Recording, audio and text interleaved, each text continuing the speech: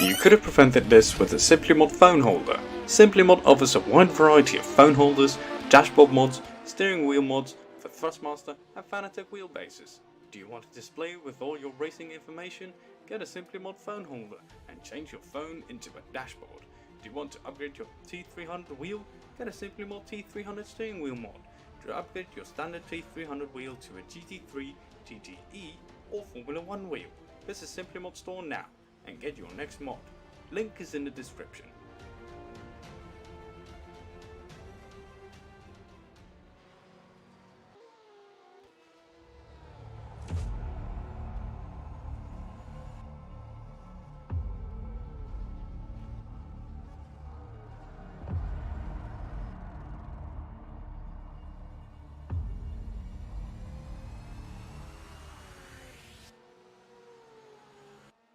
Tired of driving single player or trying to host local servers? Then Sadler Computers is your solution. Sadler Computers is the official server host for Ace Racing League Championships. For only £7.99 per month, you can get a fully customizable and fully managed rFactor 2 server with 24/7 operation.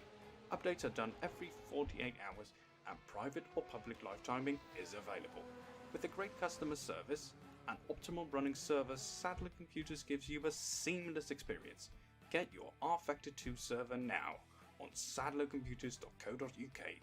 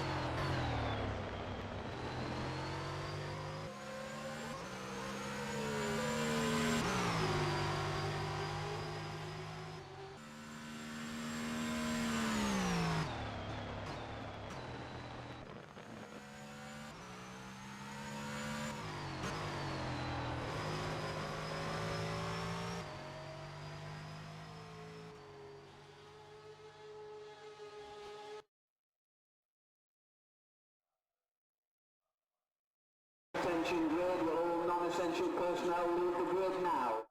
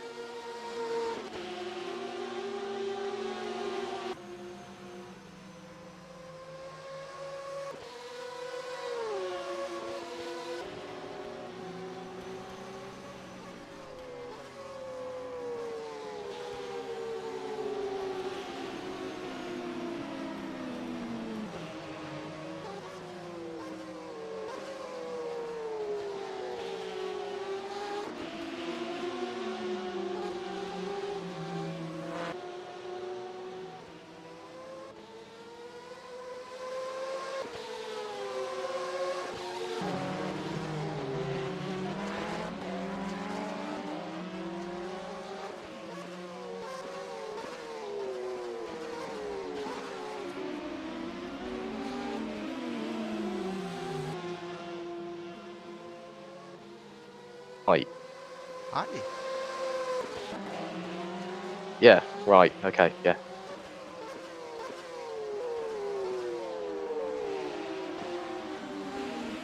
Hello.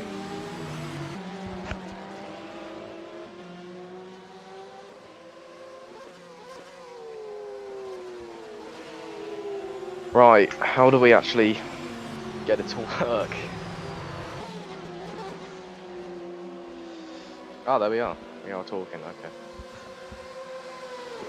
Well, hello everyone. Hi. Sorry, It delayed would on be my end. most appreciated if you could just join the server because I doubt my PC could handle you streaming on Discord. I'll join the server because mine can handle it. And I'll just spectate or something.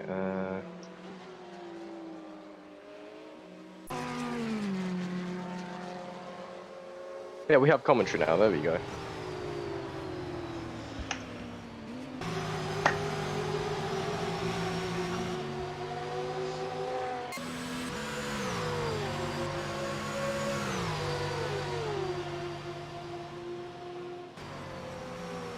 Let rFactor load, and then we can actually do it.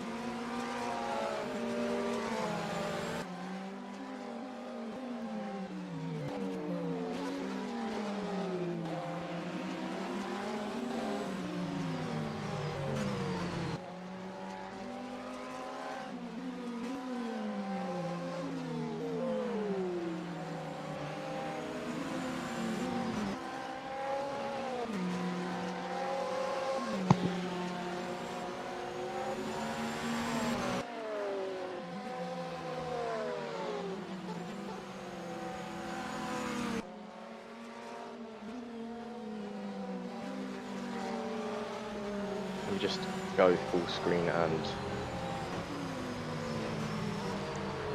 stuff if it wants to load, and then we can actually commentate, which would be nice. Take your time. A typical man. The second you have to load the game for something, just It doesn't work.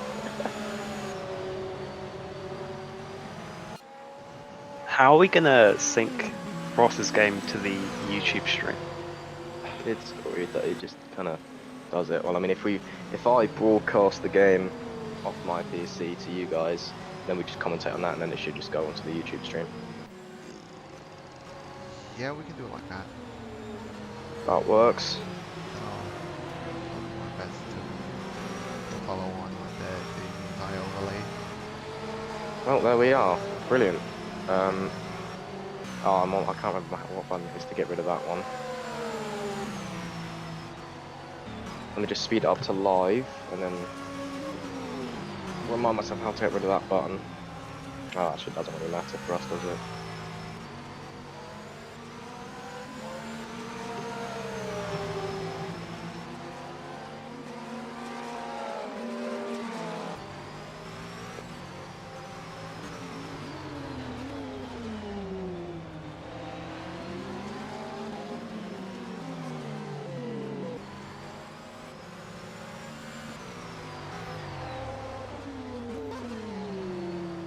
Right, that should just work. If I just actually turn rFactor down because it's really You say loud. that. Nothing ever just works. Shh.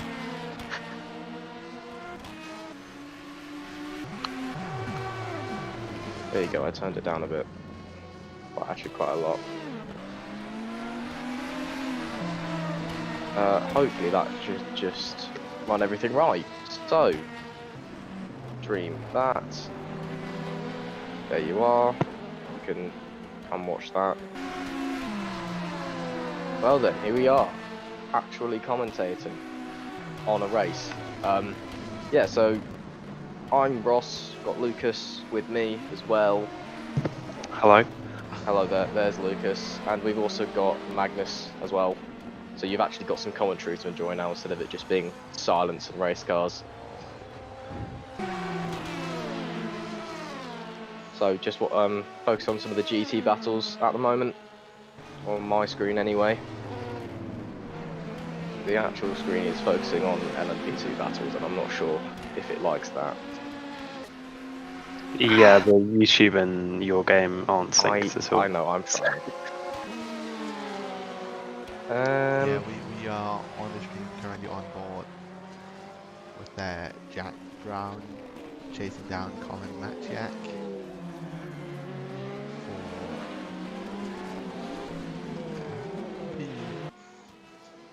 for P4 in class. That's good. So if I just try and find which, yeah, so Colin Match. Sorry, we're all quite new to this, I think. So this is going to be very difficult. Here we are. Colin Matchak has now passed Jack Brown for, I believe, P4 in class.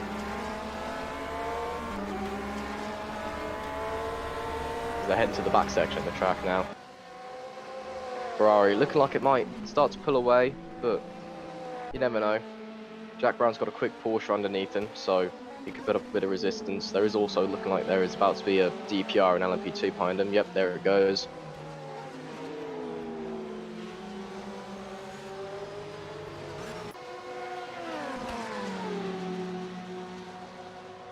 And as kind of settling in to the race, 40 minutes in, maybe start looking for the first pit stops. The pit stops will either be happening around now or around about an hour in. So keep your eyes open for that.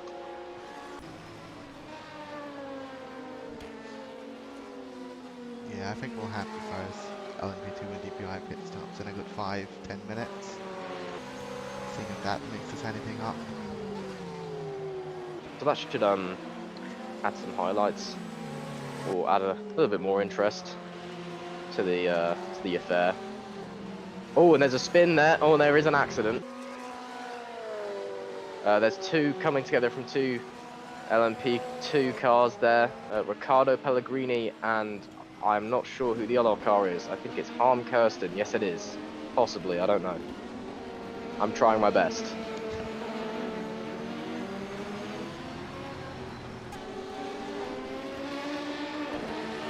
And, both cars seem to have got away reasonably well, but you never know. One of them could have damage, the other one could have damage. What happened here? I've kind of got a bit of a live action replay in the actual YouTube stream. It appears one of them they've just had coming together, so that's that. Can't really do anything, unfortunately. But they both seem to be back on their way now. Oh, there's a lot of traffic here. It started to hit that stage in the race where your tyres are starting to wear out, fuel's starting to become low, so you've got to deal with a lighter car on worn tyres. You know, maybe driving, you're starting to get a little bit tired, a little bit hot, a little bit sweaty. You know, coming into the pit window. So it'll be around about this point when mistakes do start to happen, and then hopefully as we go into the pit stops, you know, the drivers can refresh, get back out there and start attacking again.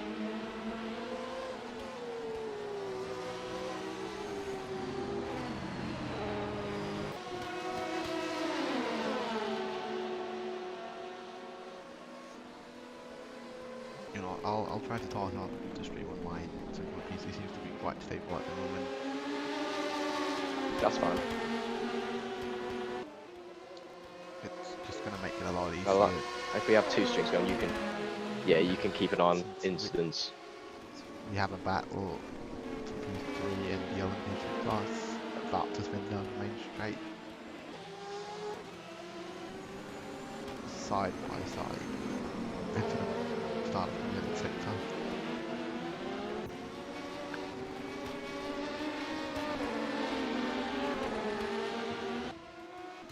And his clothes are all over the back of Pellegrini here. He's going to make a move down into the hairpin. Gonna try around the outside. It's very bold, and he looks like he's gonna. Yeah, he sticks it. Wow, spectacular move there. Round the outside into the hairpin.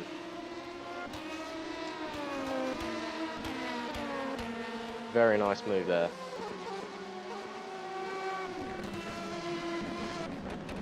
But anyway, there's a lot of just gonna apologise now. We're not on the PC or that the stream's coming from, so we can't actually see what's happening on the YouTube stream. We're having to manually select what cars we're viewing as the commentary team. Oh, there's 2 cars in the pits here, by the way. Yeah, join Magnus's stream. It's Okay. what the YouTube stream shows. Ah, I'll I think join my Magnus's P- stream. I do think my PC can handle it. Just had to Sebring fall on this. Cool. We'll join Magnus's stream then. Yeah, it's There we are. not.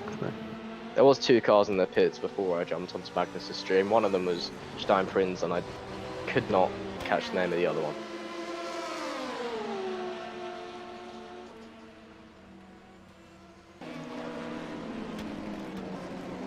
I'm just gonna move my live timing there so I can see who's who.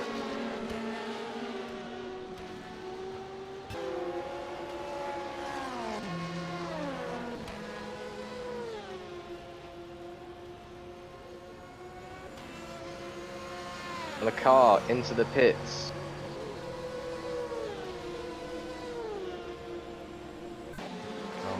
It's Jeff Close in the 77 SV Racing Oracle. That's just Very gone much. in. No problem. Back onto a GT battle now. Got a Porsche chasing the Ferrari. I have no idea who's who, but That is David Martin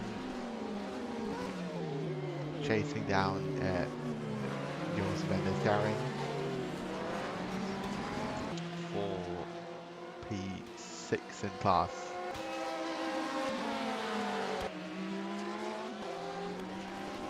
does the Porsche have the pace to catch the Ferrari at the moment? It looks like it does. I must say, I believe Ferrari is slightly better on the tyres towards the end of the stint. And he did But- lose a 10th going out of the hairpin. That was not the hairpin. Ferrari is pulling a bit away though, by actually 2/10. Yeah, he seems to be gaining. Or pulling away even. Excuse me there. This could be where we see strategy come into play. Maybe David could try the undercut or even the overcut on Van der Steren. What do you think? Don't really know.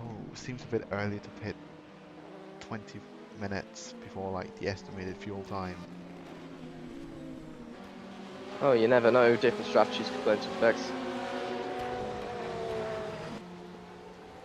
Just have to see. And even down the straight, it's just a bit out of the slipstream. He doesn't even manage to get up on him. He is. We had a Ventus car off right next to that GT battle.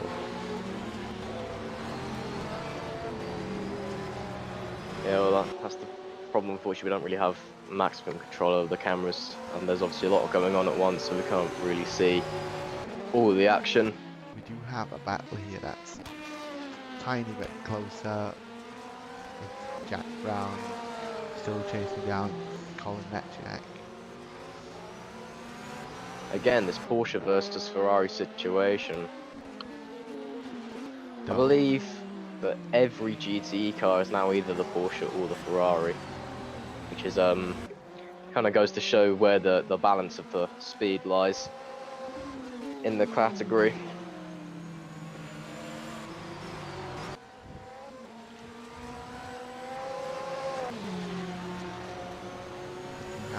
Here, not many corners off going down the back straight. Time to see who has the highest top speed. The Porsche with the slipstream as well could definitely get a benefit from that. Is he close enough to try and move into the final corner? Maybe. There's an LMP2 chasing them down as well. Don't he's 7/10 behind. He lost a lot going into the back straight. He's not close enough this time by. But the LMP gets through cleanly.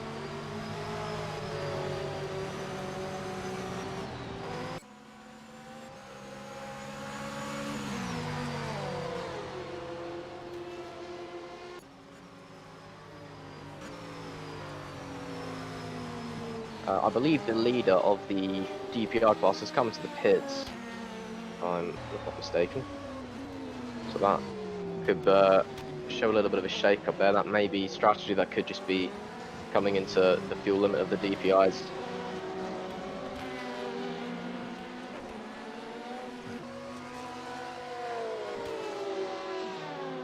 P2 DPI is catching really fast since P1 is in the pits, but P1 DPI has had a lot more pace than the rest of the DPI grid, so I don't think much is going to happen in that fuel. That's going to have to be a battle for P2. He is, Jan Kesau is pretty dominant in that DPI. He has been absolutely rapid this race, but there is still another, what, coming up almost 3 hours, well, more, just over 3 hours to go. Anything could happen. All it takes is one little mistake.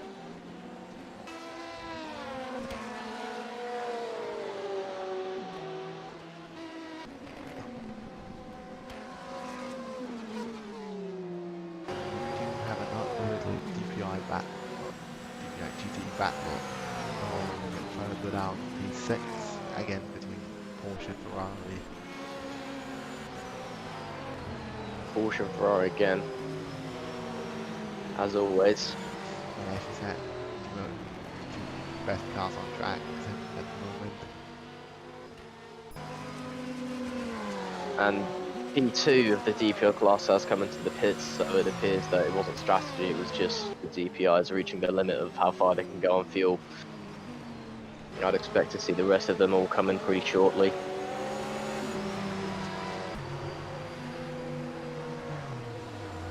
Keeping on the battle down the straight, really close, but about to get lapped in the middle of everything.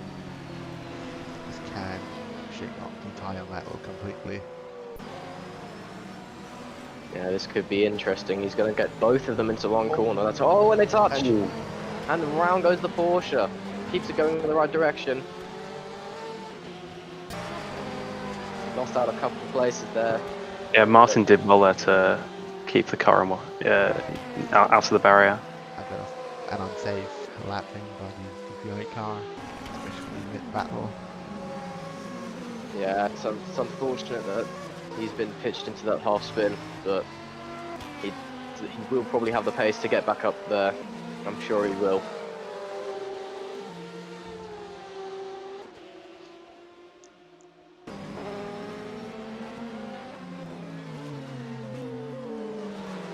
But it ends one Porsche Ferrari battle, and the spin turned into another Porsche Ferrari battle.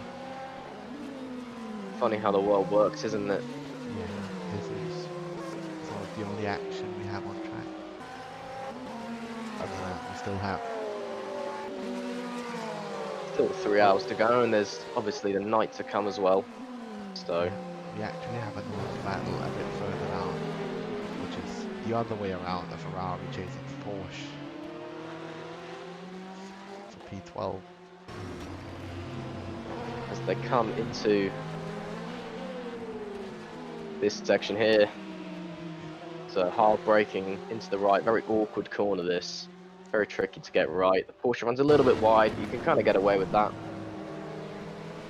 Yeah, you can really see it on the time. Half a tenth to a tenth on the Porsche. Its tyres are really starting to come into play now. The Porsche is not as good on the tyres as the Ferrari, especially in the middle of the stint. So the Ferraris will now really start to reel them in.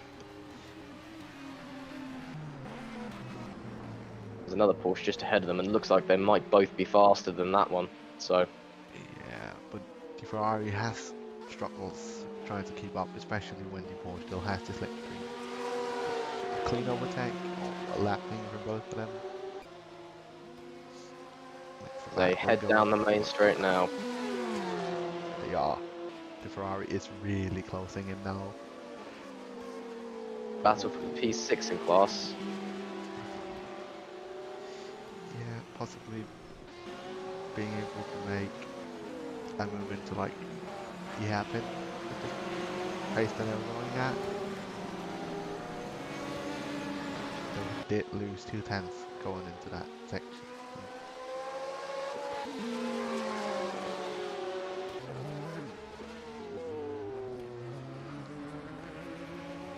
Coming down to the hairpin dive. now. He's definitely looking. Oh, and there's a DPI off there.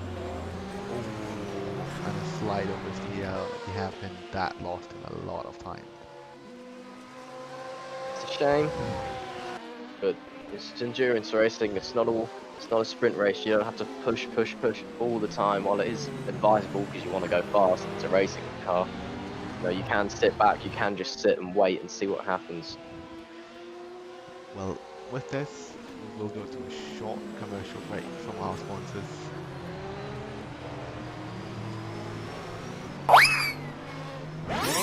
You could have prevented this with a Simplymod phone holder. Simplymod offers a wide variety of phone holders, dashboard mods, steering wheel mods for Thrustmaster and Fanatec wheelbases. Do you want a display with all your racing information? Get a Simplymod phone holder and change your phone into a dashboard. Do you want to upgrade your T300 wheel? Get a Simplymod T300 steering wheel mod. To upgrade your standard T300 wheel to a GT3, TTE or Formula 1 wheel, visit Simplymod store now and get your next mod. Link is in the description.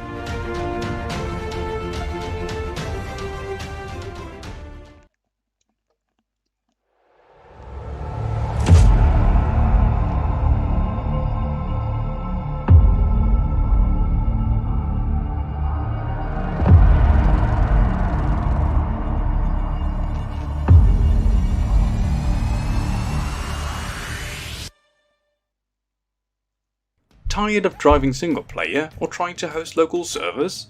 Then Sadler Computers is your solution. Sadler Computers is the official server host for Ace Racing League Championships. For only £7.99 per month, you can get a fully customizable and fully managed rFactor 2 server with 24/7 operation. Updates are done every 48 hours and private or public live timing is available. With a great customer service and optimal running server, Sadler Computers gives you a seamless experience. Get your rFactor 2 server now on sadlercomputers.co.uk.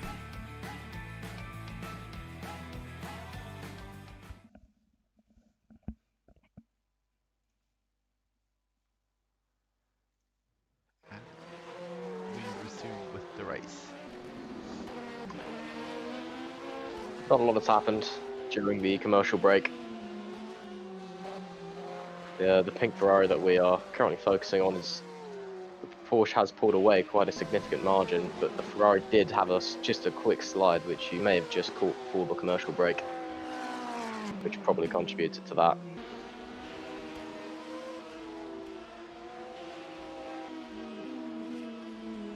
And In the LMP2 class, they have been nice enough to get us a quick battle between Mika King and Han Preston. Mika is he's a quick driver. He's managed to get himself signed up to a big esports team in Malaysia recently. So, you know, it'd be good to see him doing quite well.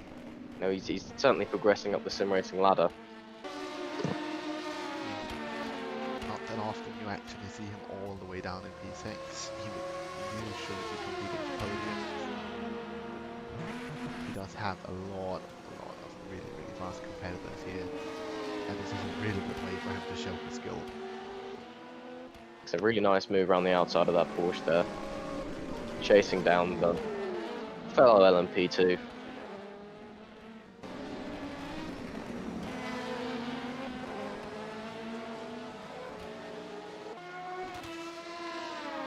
Now, Mika's fastest lap, just looking at the live timing, has been about 3/10 faster than the car in front, and he does have a look down into the hairpin, too far back this time round. But I'd assume he just keeps him gaining and gaining and gaining, and especially when you have to factor traffic into the equation, it just depends really on who can get through the traffic better. Yeah, and he still has a little over 3 hours, so it is all about him being patient. The opportunity will be there.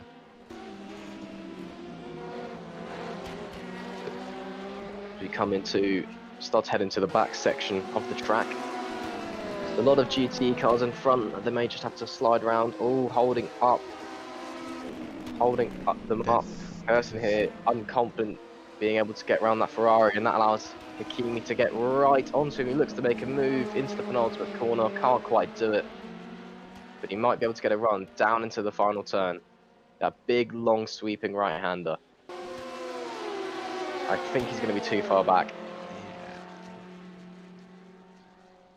Yeah. There is another Porsche there as well. So. Oh, he has a look. Oh, and they touch. And round goes Hakimi. Unfortunate there. He tried to go for the gap, but there wasn't really one. And that's misfired. Unfortunate for him. Seems like Kirsten has got away with that one. Completely scot-free as well. We actually have, once in the race, we have a DPI battle with the new car being pushed down racing OPB team, which is racing on the same rig, which is why we do not have a name for the drivers. This is gonna be the battle to watch out for, since it is 4 PTB class and a wall.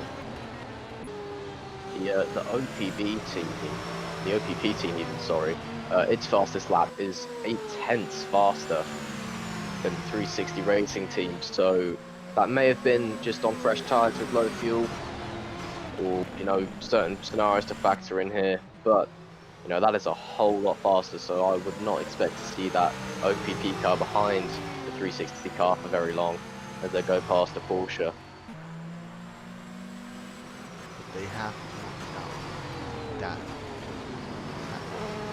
two car coming behind them with their brain car. He is fast and he's not afraid of taking the battle from the DPI cars, especially when they're the same lap.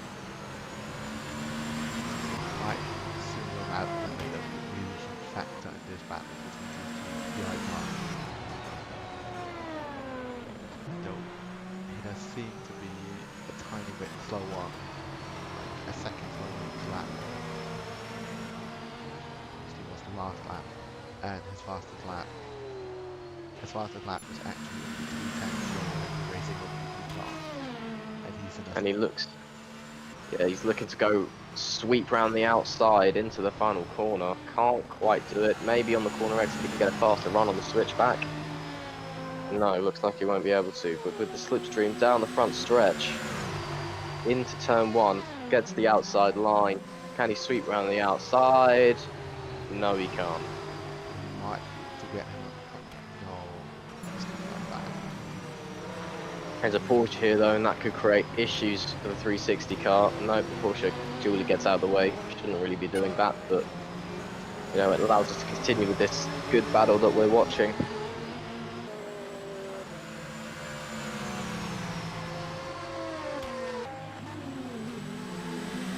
Gonna have a look down at hairpin? No, he's not. He's too far back this time. This is why they have a Ferrari holding them up into the corner. And the 360 car gets past. The OPP squeezes through on the inside. That one was close. They barely That was- touched. They almost touched. Yeah, that was very close. It was a bit of a brave move from the OPP car there, but it managed to squeeze through. So that was, you know, not a lot of time lost there. You know, they're still going at it, still fighting.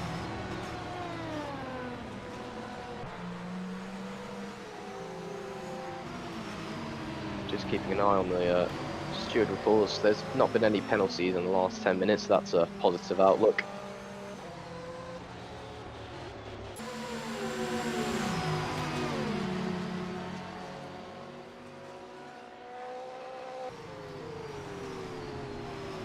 Oh, and there's a Porsche there. Oh, and the 360 car gets held up, and the OPP car sweeps by on the inside. Lovely move there. That was almost Hakkinen on Schumacher-esque at Spa in 2000. The 360 car just chose the wrong side there, and the OPP door wide open, straight in, and back up to second place. Fantastic move there by the driver, who unfortunately remains nameless because they're all racing on the same grid. Still a lovely move there, and you can see already the time he's gained. Oh, and there is DPI off there. Oh no, it does appear that the 360 car has actually gone into the pits as well, I believe, because he's dropped back quite a significant chunk. Oh no, he's just going very slowly. He seems to have lost a bit of pace after that. Probably locked up more wet tyres or something in that manner. That's very strange loss of pace there. Maybe he was just really holding up the OPP car as he locks up again. Coming into the right-left section there. They've slipped back into P4, but they are still, I believe, third in class, as I believe third place might be an LMP2, but don't hold me accountable on that one. The goal come back to one should just be to catch up to Ibrahim and show him that he's in faster class. Try to Yeah, exactly. P3. Exactly. On lap 33 of the race, we've got Jan Katau leading the DPR class. Following him about a whole minute back is the OPP car that we were just watching. That shows how dominant that Seawolf team is.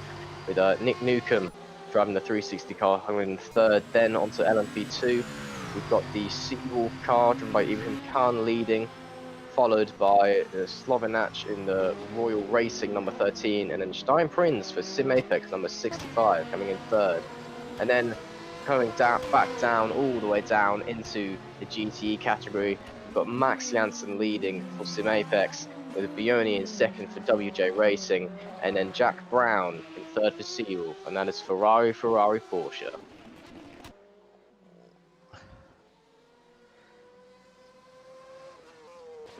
Starting to get into that stage in the race where you'd be expecting, drivers to start making mistakes. They're kind of coming reasonably quite a way in to the race. An hour in, they're gonna start getting tired. They're gonna start feeling that it's really warm where I am right now. I'm sitting in the sun, so I'm sweating quite a lot. But I'm not even driving, so if I was, I do feel for the people that are driving. I can imagine they're tired, sweaty, probably hungry as well. You are going to start seeing mistakes here, as there is a Ferrari in the pits. I believe that's one of the Sim Apex cars. And they pull away very cleanly.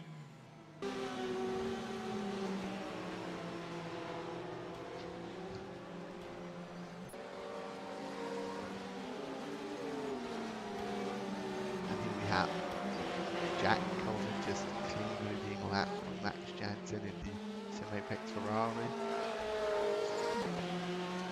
New team for the league. I must say, apart from the opening, it's maybe 20-30 minutes, the racing has been pretty clean, which I find quite surprising. Honest, I thought, being Sebring, there's a lot of tight, blind corners, really hard to overtake. I thought there was going to be a fair few incidents, but apart from in the obviously the traditional start of race comings together, there was an early code 80 which may have slightly involved me going around without a rear wing. We actually have a report for the incident in the final corner between the two DPI cars, the OPP one and the 361. So let's actually see how that turns out. Oh, that is interesting. If the 360 car are complaining, they're saying he went outside of the track limits to pass. Now, if he's run on the white line, which you can just see there at the bottom end of the screen, not in the exit, at the exit of the corner, I believe you are allowed to run over and over to the wall. But that if is he completely allowed. that is allowed. That is the racing line around here. It's fine. There's a reason the wall is a bit further back, apart from the fact that you know you don't really want people slamming into that wall at 100 miles an hour. But if he has gone outside the white line in the middle of the corner, that is definitely outside the track limits, and I am not sure that will be allowed. But we'll see what happens there. You know, that's down to the stewards. Oh, no, there has been an announcement already. No penalty for the OPP car. It had a tyre on the white line alongside and only went off the track to turn into not crash into the car which he was lapping. So that has already been cleared. Sorry for anyone who was hoping for a little bit of a penalty to spice anything up. Would have been a juicy race, but it was about 12, I think. So can't really complain. Oh, we've got a little bit of YouTube interaction. Apparently Mika was hit by Kirsten at a corner. So that may be why he's slow. Oh, and all the GT3 cars are, not GT3, sorry, GTE cars are in the pits. And that's interesting. We've got a lot of GTEs coming. Yeah, there is a lot of GTEs coming to the pits. I suppose they've reached the end of their stints now. You shouldn't be seeing any driver swaps at this point, but you never know. Some of these three driver teams might be swapping this early, but well, it should be fine, especially two-way cars. And most teams are running 2 drivers, so that it wouldn't make sense to waste, you know, even more time trying to, you know, swap every hour. We have a DPI car in the pits. That is quite early. Yeah, that is quite early actually. That's a bit weird. Maybe he's trying to shake up strategy. Maybe he had a problem. You never know. Could have spun off and got really bad flat spots in his tires. Then we have another DPI car really far back, sporting the 95 cars livery. Gotta say, probably my favorite livery on track. It is a very good livery. You know, running that Lightning McQueen-esque Rusty's livery. They are a lap behind, and they are behind all the other two cars as well. So clearly not being very Lightning McQueen-esque then. Magnus, you might just want to turn your microphone up. Apparently you're being quite quiet. See, that is where we come to the fact that I should probably just speak a bit louder, but try not to yell as well. I'll try to speak more like this. Hope this helps. Yeah, let us know if you want anything in the YouTube chat. We are doing our very best to watch both the YouTube channel comments as well as managing, trying to get all the battles. Hopefully getting all the spins as well. Like we have, seems like somebody might have swapped because we have an Oliver Gown in the speeding like Ferrari. That is a driver swap. That is definitely a driver swap. Now if I just check the teams, that might be a 3-car team.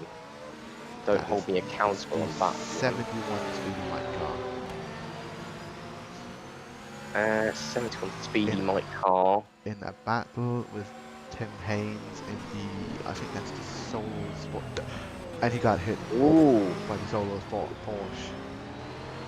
Interesting incident there. Just didn't quite see what happened. Yeah, it does seem like the Porsche just ran into the back of him. Like, though they were in the process of being partly lapped at the exact same time, so that probably had something to do with it.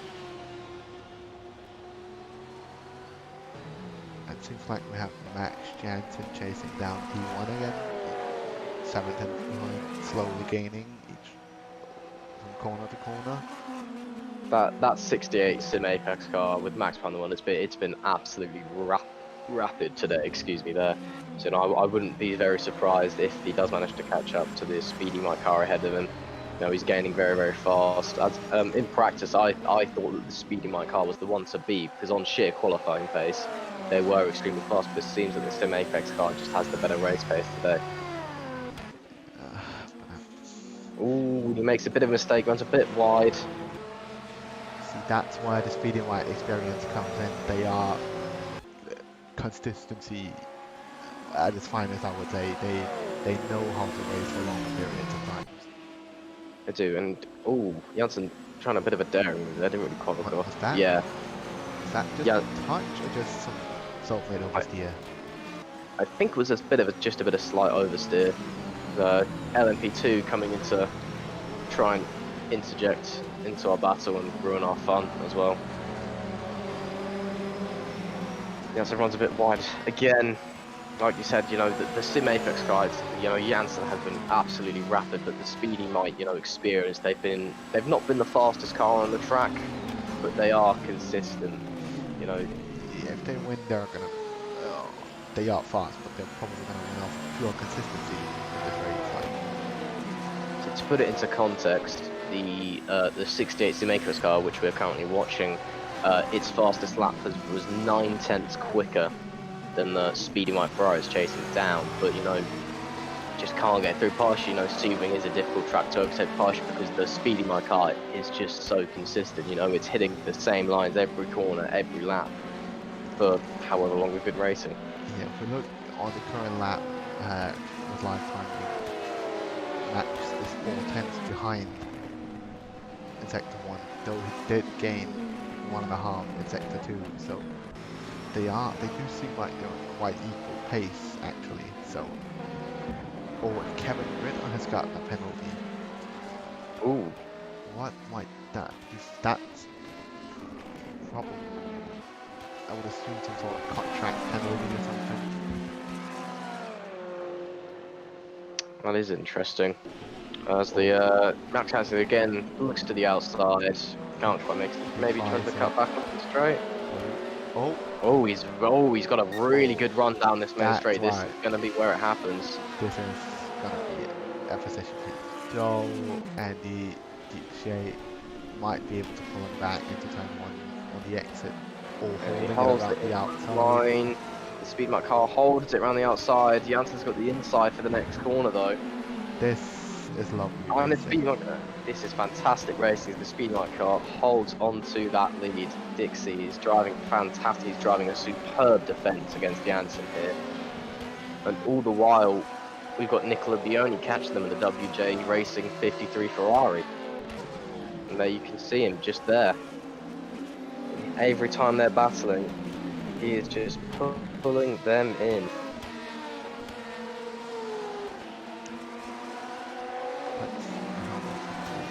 It is, yeah, those three. In a couple of laps, he's going to be within the battle, I think. So, yeah, Bioni, though he is losing, but gaining. So, like, speedy wide and Symmetrics are pulling away on exits, it seems like. But on entries, they are losing time to each other. Or to Bioni P3. Yeah, and as the P2 goes past, Jansen appears to have lost a little bit of time here, and there's another P2 coming through there. Should get the move done down the straight, P2. Oh, and that is Dixie running a little bit wide on the exit of the corner there. I don't think Jansen will be close enough again. That angle made it look a lot closer than it is, and no. He lost about half a tenth on that one, though Jansen did gain another tenth down the straight. But near the final corner, Dixie really has to grip compared to Jansen. And he's not close enough this time by, trying to build up again to get to where he was by the sounds of things. Oh, and he went wide in turn 1, it seems like, on entry. Yeah, he lost 4 tenths into turn 1.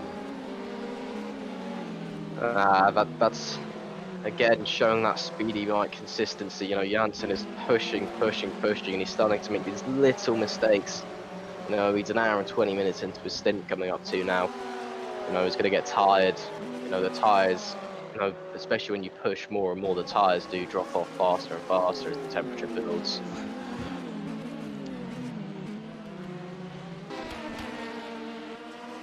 Yeah, he lost time. And both into an accident here. Might be a bit of frustration as well, kicking in now because he keeps on losing time.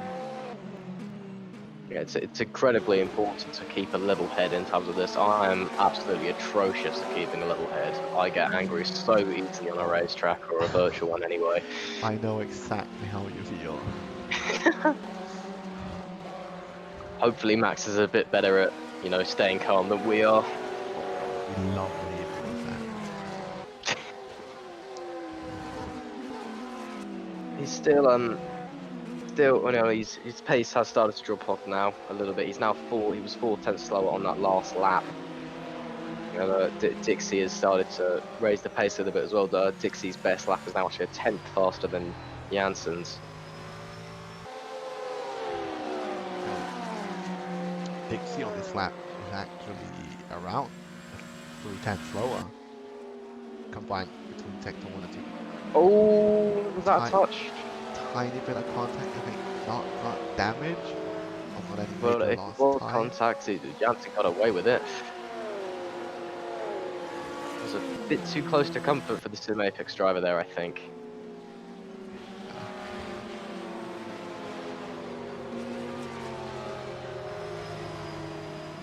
Now we're starting to see Nicola Vioni actually slowly gaining more time on Janssen. They're all around the same gap away from around 1.1 to 1.2 seconds. Seems like we're going to have an almighty GTE battle for the lead on our hands. So I just... If we move a bit away, we actually have a battle between two Ferraris as well. Again, not that many Porsches anymore. The Ferraris especially are very fast around here. You know, as I said multiple times already, they're better on the tyres, and round Sebring they are just the faster car. The first Porsche is Jack Brown, third Seawolf, who's in fourth, and then there's one in sixth, seventh, and eighth, and then that is pretty much it for the Porsches. This one is actually a team battle between the two PC Racing Ferraris. Now this could be interesting, seeing as how, you know, they're teammates. You know, obviously don't want to take each other out, as the 335 car looks inside the 336, doesn't quite make it done.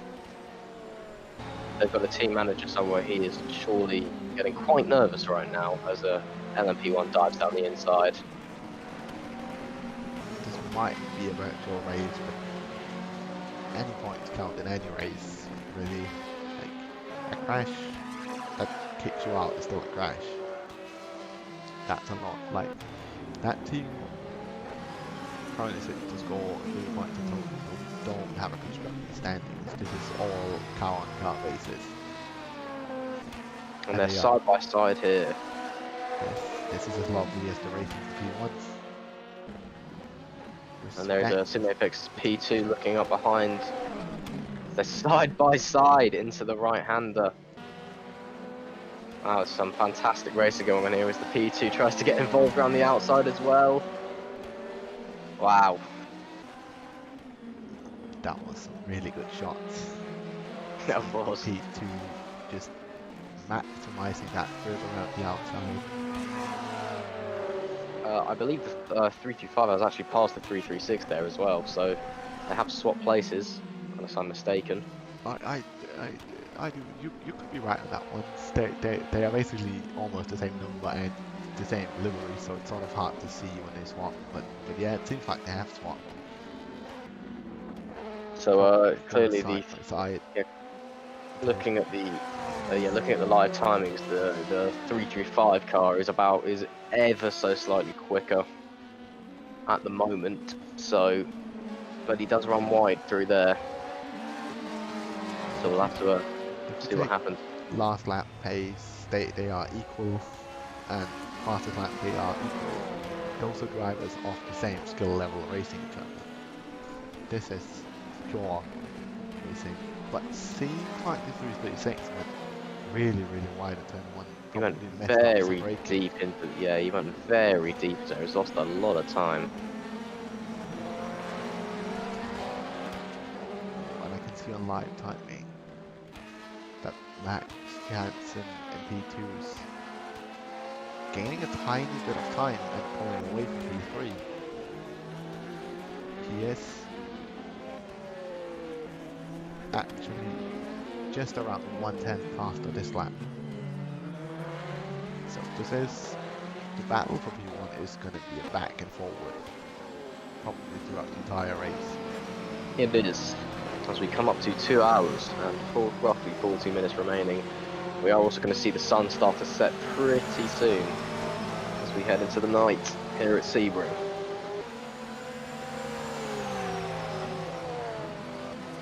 Well, with all these battles on the road, we are going to do a tiny bit of a commercial break again.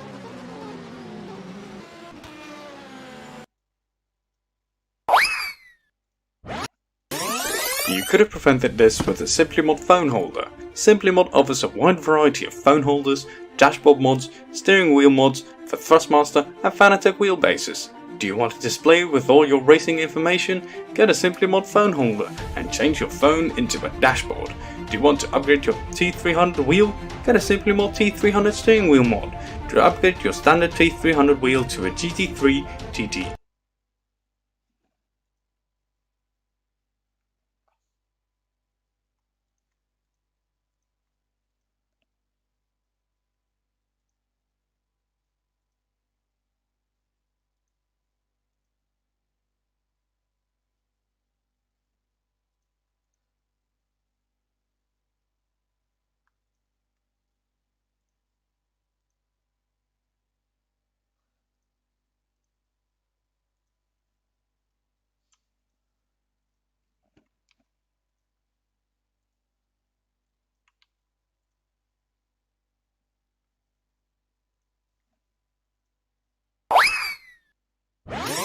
You could have prevented this with a Simplymod phone holder. Simplymod offers a wide variety of phone holders, dashboard mods, steering wheel mods for Thrustmaster and Fanatec wheelbases. Do you want a display with all your racing information? Get a Simplymod phone holder and change your phone into a dashboard.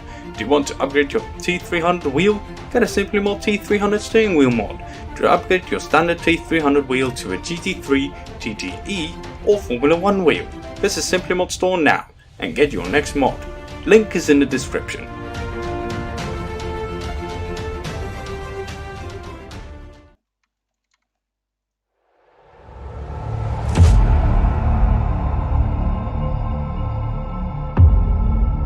helps if I press the start screen button. Oh, there we go. Good job. Right, we should be back in action, I think, hopefully.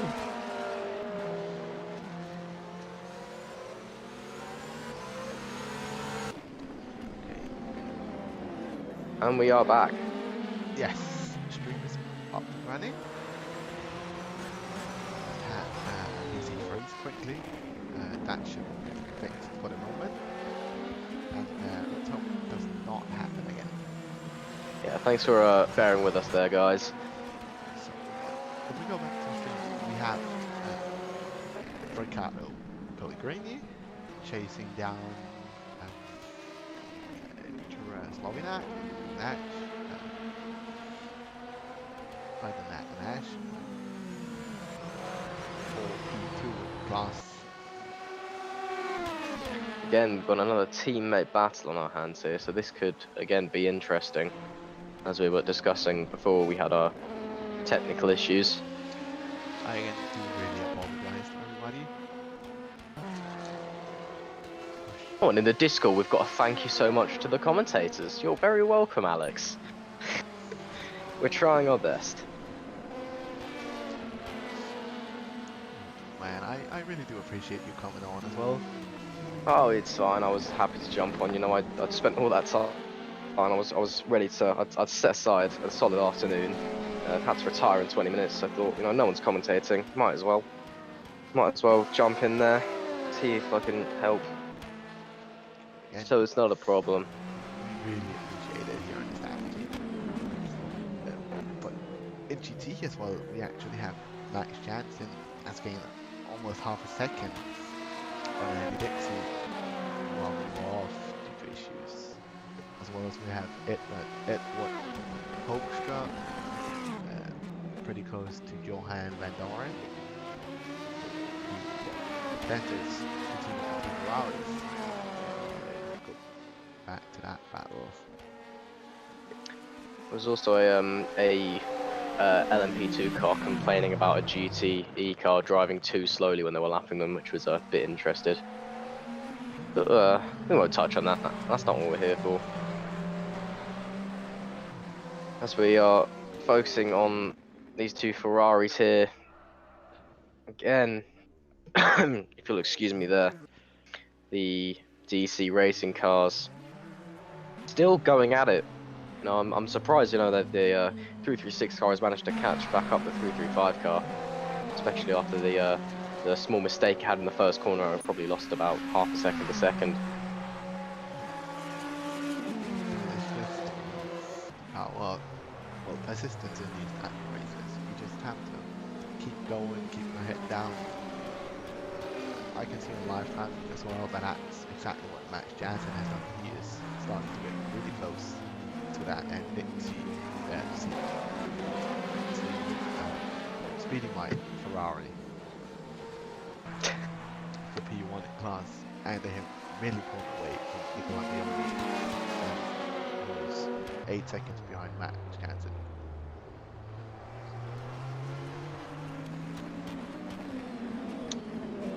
There's a bit of an LMP2 LMP3, sorry, GTE messed up there, and the teammate battle in the LMP2 has been a little bit broken up there by the teammate battle in the GTE, which is a bit unfortunate for the team that I cannot remember who it is. Excuse me, the Royal Racing. There you go. Who are fighting for P2 in class. Someone in the YouTube comments commented on you about that stewards report, saying Mike Hamilton complaining about the slower car being too slow. That was quite fun. Thank you to whoever posted that.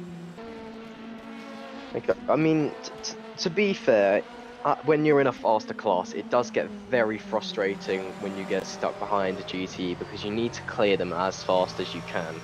But you know, it's not out to them to get out of the way. It's up to you. The rules are that the only time the GT cars moved over is if they're getting lapped by a car from their own category. The LMP2 and the DPIs here are at a similar pace, so the LMP2 cars do need to move over for the DPIs. But apart from that, it's it's all, you know, got to do it on your own regard. As we see here, the DPI going around the outside of both of the GT, the inside even of both of the GTs, and there is a swap for position there. That will be the 336 overtaking the 335 into turn 1. Both DC cars putting on a really nice display here. You know, both racing really cleanly, really fairly. So it's good to see at this stage in the race, you know, how they're doing. With just over 20 minutes to go before we should be seeing the second round of pit stops and driver 30 minutes even, and the driver swaps for the GTE category as well, if they're running 2 drivers per car. Just looking at live timing at the moment, and we actually have Ibrahim Khan overall P2. That is very impressive. In the Olympic car. Go on this live timing, I cannot see how far ahead he is on the P3, the P2 DPI car, but P3 overall, which is the racing of P1, which has, as of what I've seen, actually done a driver swap. Though they have just put a new guy in the seat at home, so they're doing a real life driver swap. Yeah, that means they are running on the same rig, for anyone at home who doesn't quite understand. So they'll all be in the same house, hopefully socially distancing, and one person will be getting out of the rig and another person will be getting in. That does have its benefits. It does save you time in the pit stops. So that'll be the reason why they're doing it, but that also means, unfortunately, we don't actually know who's driving.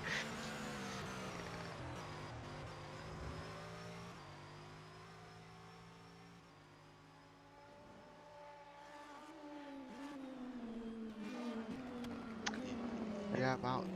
Well, that was not even about half. Oh, is that a car? Oh, big incident there in the background.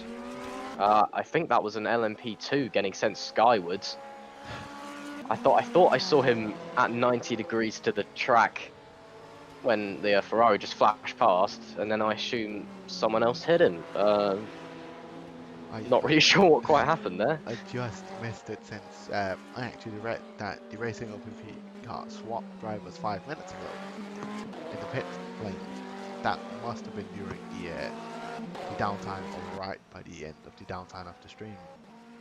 Now Yanis or Sikorsky is in the car swap, and Jonas Kaufman is out. Yeah, he's driven a very good race. You know, he's been very consistent. And, you know, taking that OPP, you know, to I believe it was running in second when he came to the pits. That was a big crunch on my rFactor. Because I've got my rFactor open as well. I don't quite know what that was, to be honest.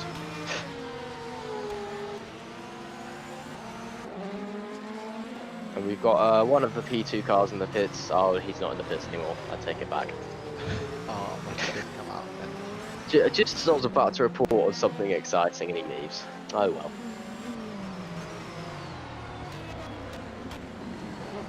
It seems that the majority of the cars have all sort of congregated in at the kind of the second sector, so there is quite a large gap between where all the cars are just positioned on the track. It's actually quite weird, but it is what it is.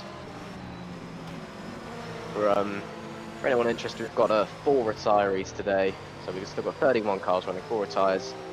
We've got Mike Kasprczyk, I'm sorry if I butchered that pronunciation. It was in an LMP2, and he didn't quite understand the code 80 and then crashed into someone under the code 80. Then there's the ESRG number 18, which was me. We made a collective team decision to retire due to damage. We've got a Robert Pawn in the SimApex 67, not quite sure why he retired. They were running quite well early on in the race. And also the LMP2 Drillers 27 car has also retired. I actually think this is the first time you've seen Drillers on the track this season. Must have been the second time. This is the first time I've actually officially been this season. I must say, their LMP2 cars, I think, are some of the best liveries I've seen on any sim racing car ever. They are so good. They really are good. So kudos to whoever designed that, the Drillers design man. There's been a warning for the AC Sim Sport car to be careful when lapping other cars. So I assume there's been a bit of an incident there.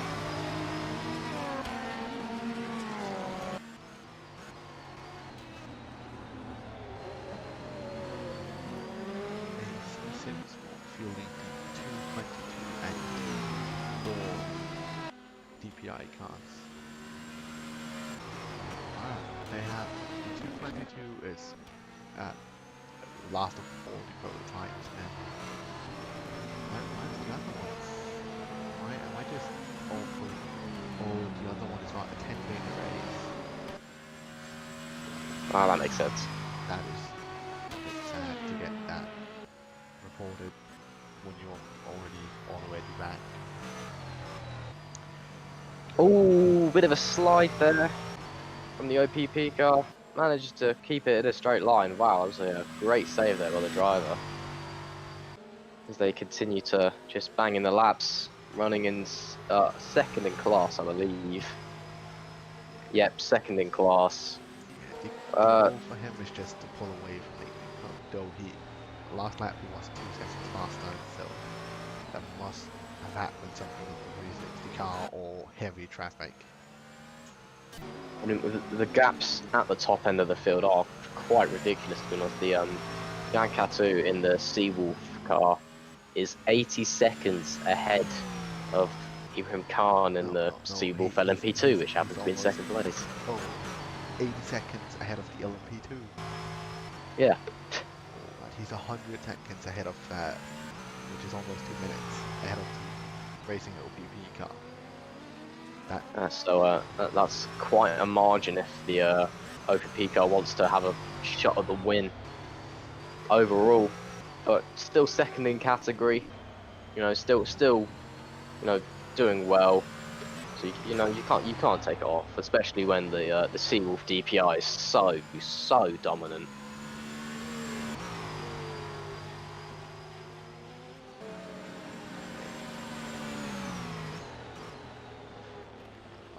Also, if we go 2 races back to Silverstone, first race of the season, the Seawolf DPI car was the dominant car in the race. Like they won by a lap, they lapped every single car. The Seawolf team, they are fast. And They are quick. They know how to race. We happen to have an LMP2 battle going on if we swap a bit away from talking about who's fast and who's less fast, to put it like that. We have, well, now the battle is dead. We did have Pellegrini chasing down Slovak into Royal Blue cars, LMP2 cars. That must have been GT traffic that kept him from getting back up there. Yeah, as he goes past Michael Zaza in the random racing 997, also the car that took us out. Still holding a little bit of a grudge over that one, but we'll look beyond it. Shit happens. Like they don't even know where they are. Like I am doubting where a lot of people are. Like, there's a battle going on between Battle. Speedy Mike and the DC Racing Ferrari, who quite separated, was almost 5.5 seconds behind his teammate.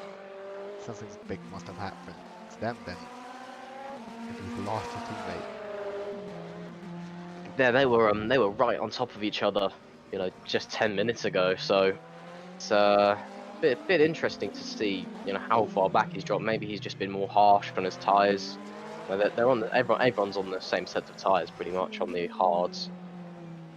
Though something happened to Andy Dixie in the 51 Speedy Mike car, because he's 4.5 seconds behind Max Jansen. Maybe it's just tyre wear. Maybe the Speedy Mike cars are particularly harsh on the tyres, running more camber. It could be a driver thing. Oh, and it's a bit of a squeeze there from the DC Racing car. Onto the second Speedy Mike car, which we are currently viewing. Coming onto the back stretch. Don't think he's going to be close enough to have a move into the final corner, but if he gets a good exit, he might be able to get a run into turn 1.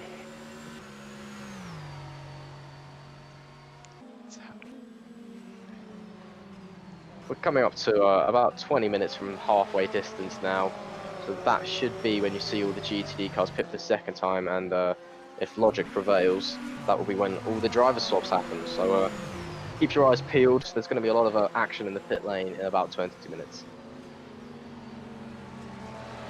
Yes, impressively enough, just taking a look at the standings real quick, the Speedy Mike car we are on board with is actually the leading Speedy Mike car in the standings. So they might have changed drivers between the cars to make sure both cars possibly gain the same amount of points, because the 51 Speed Mike car is 21 behind 71 during only one race.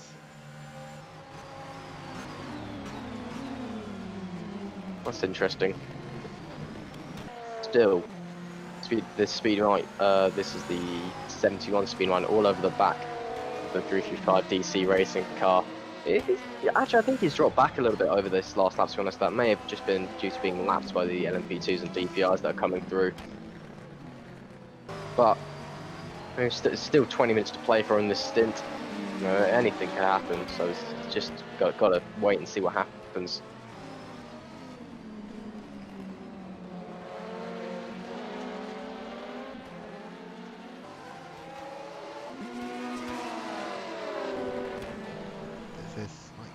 We are lucky to get battles at this state of the race. It's drivers are like, then they're at 6 seconds behind, 6.5, 10.5, 20.5, 10 seconds, 21.5, 34 seconds. There really are some gaps between a lot of drivers in all classes. It appears there's a little bit of controversy going on that a couple of people are getting disqualified for not actually having their lights on.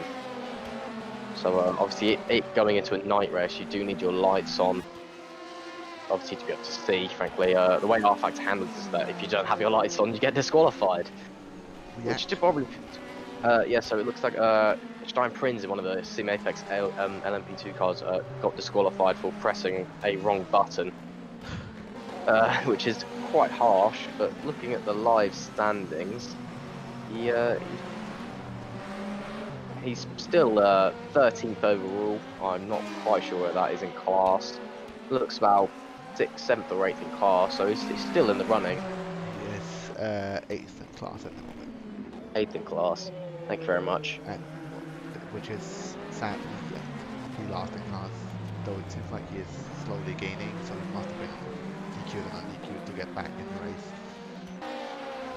Yeah, so unfortunate there for Stein. Looks like he just got caught out there by rFactor, just being rFactor, but it is what it is. You know, sim racing and motorsport in real life, they both have, you know, things that are out of your control. So you've just got to roll with the punches and move on. As we look at the Speedymod car, I'd say quite impeding the LMP2 car there actually. Moving across him a little bit.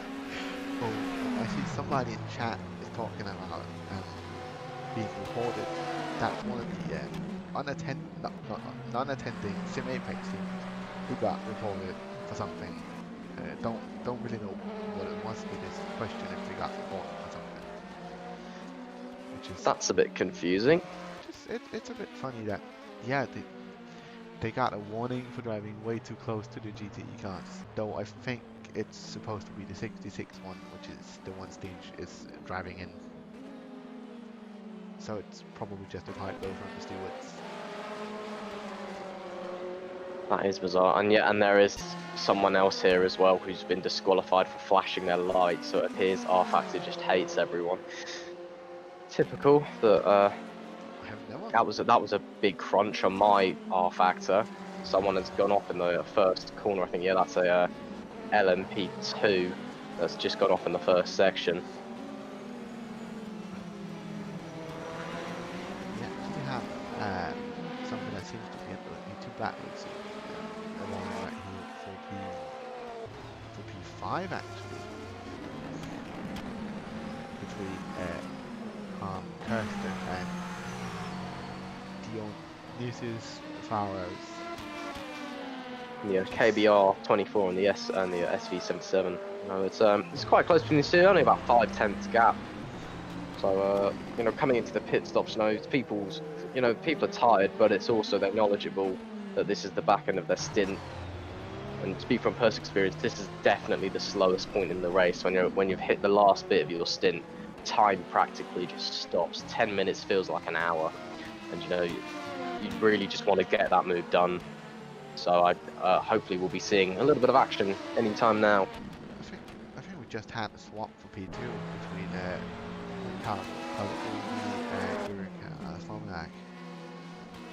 We may have done.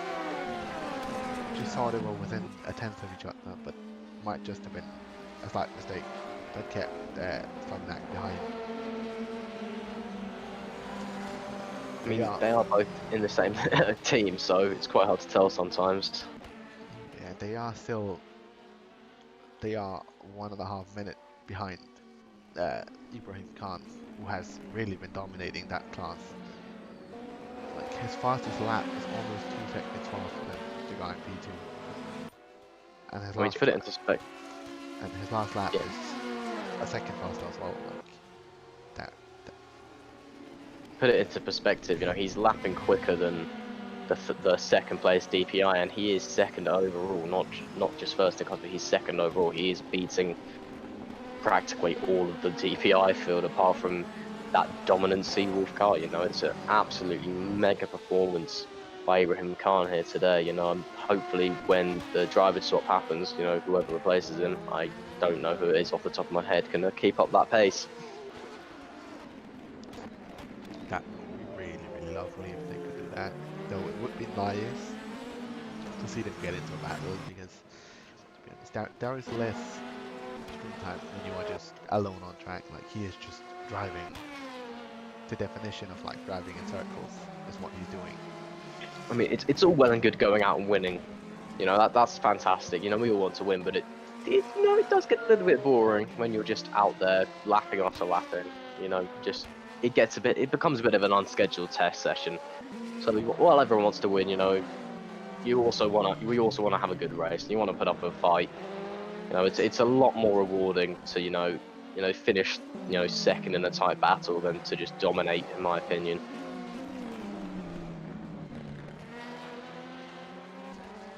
So we're just focusing on this LMP2, looking to lap one of the Speedy Mike Ferraris, and he just sweeps past coming into this double left. Fantastic set of corners here into the back section, probably my favourite section of the track. When you've got a car that is absolutely planted, it is such a thrill driving through it. It's probably the only smooth part of the track, and it's just absolutely amazing to drive through there. We're starting to see our first pit stops, I think. We've got Steinprin in for the Sim Apex 65 LMP2 car. I assume that will be for a driver swap. There's 12 minutes to go until halfway through the race. So now would start to make sense for people to swap out their drivers for some fresh pair of legs and to get back on the pace. Get back to another well, to the same GT battle that has been there for the past 15 minutes between the Speedy White and DC Racing cars. Sorry to just completely interrupt you in the middle of everything. No, it's fine. I mean, oh, and here comes a DPI. No, it's an LMP2. Looks to spoil the fun. And the Speedy Mike goes down the inside of the DC racing car. The DC car is massive oversteer there. Wow, to hit before he went way out. Just got a bit too greedy on the throttle. I think he's still managed to hold the Porsche off, but there's a Sim Apex Ferrari all over him now as well. Looks like it's about to become a three-way battle. I think that's the leading Sim Apex Ferrari. That is the least, and then they should let them through the leading Sim Apex Racing. Ferrari. Oh, that was a scary back off track on right DC there. Racing. Wow, I don't think he quite saw the Ferrari there, but that was quite scary. Yeah, that is the leading Ferrari of Max Janssen in the 68 Sim Apex, so we should be seeing Speedy My car letting him past anytime soon. And yeah, there he goes. Oh, this might be scary for the Speedy Mike car though, because the DC Racings are coming up quickly. If I was the Speedy My car, I would yeah, and he's done just that. He's let the Sim Apex car go through well before the corner, just trying to hold his line. I am really looking forward to seeing the Sim Apex driver swap. Are we actually able to see whoever takes over from Max Janssen keep the pace going and actually keep the Speedy Mike cars behind them? Yes, and Dix is currently 5 seconds behind.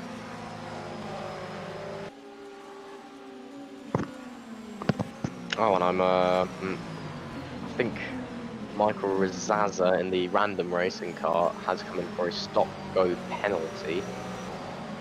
I'm not sure if it was that for the incident which he was penalised a long time earlier. No, it's for a different incident entirely, by the looks of things.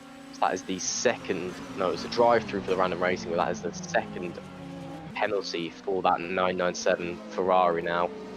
So it is that car. A rainbow livery, or close to at least. So I think they're treading on thin ice, shall we say. Hopefully we don't see many more incidents from them, or they could face getting disqualified, and no one really wants that. Let's hope for a good battle with the solos for actually getting back to the Ferrari and Porsche battles, though they are sadly just going into serve the penalty. And you should see him just drive straight through the pits. He was in the pits a minute ago though, so maybe. Oh, Oh there's no, the official pit maybe he stop. served it the lap before. Uh, I'm not sure. what did he get? He doesn't seem to be taking a pit stop though. That was far too short to be a pit stop. Might have been a stop go for something we haven't seen yet. Did you want Uh, basically type in a message? Yeah, I've just looked in the actual RF2 chat, and he did get a stop-go penalty. So maybe it was a stop-go instead of a drive-through. That would be the second stop-go they received today as well. That's not ideal for the random racing 997. Currently, way down the order in 27th overall. Only 3 cars behind him in class. Also, Stein Prinz has been in the pits for a long time. Actually, I'm starting to wonder whether he is actually retired the car. But yeah, he has. Stein Prinz has retired that Sim Apex LMP2, the number 65. So that's a shame. They were in the fight before. That was the whole headlight incident. So that's a big shame for Stein Prinz there in the Sim Apex team. Yeah. The 360 cars had a swap. That must have been recently as well. From one Ritter to the other Ritter. Yeah, I assume the Ritter brothers. I assume they are swapping over. That's the Ritter. That's not, actually not brothers. That's the Ritter. That one right there is the Ritter dad, and the other one is the Ritter son. Father and son. Oh, okay, I thought they were brothers. Please excuse me there. It's not nice to see a father-son race going on at least. They are nice guys racing. I've raced with them. I enjoyed racing with them. I mean, they are, quite way down the order, but that may be, partially due to the driver swap. I'm not sure. It's quite a long pit stop here at Sebring. We can we'll probably start to see something in the coming minutes when the other GT cars start to go in. Yeah, it's 6 minutes to the hour, so we should see driver swaps happening all over the place any second now.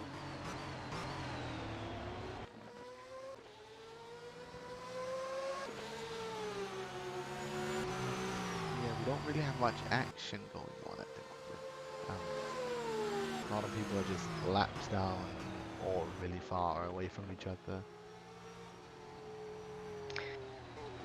Yeah, it's that's just letting the car pass. That's fair enough. But yeah, it is that stage in the race where everyone's tired, and coming into night as well, the track's getting colder, so you'd expect to be gripped with the light fuel and the worn tires. It's in fact the complete opposite. It's going to be really slippy out there, so that the drivers are on track. They'll just want to come into the pits. Oh, and there goes the Ritter car spinning around into the last corner, just to emphasise what I said about the track being slippy.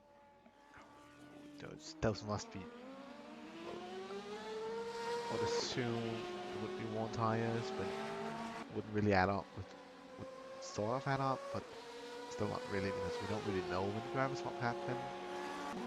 But I think it wasn't that long ago, so but could have been lost in, so it might be really old tires he was on as well.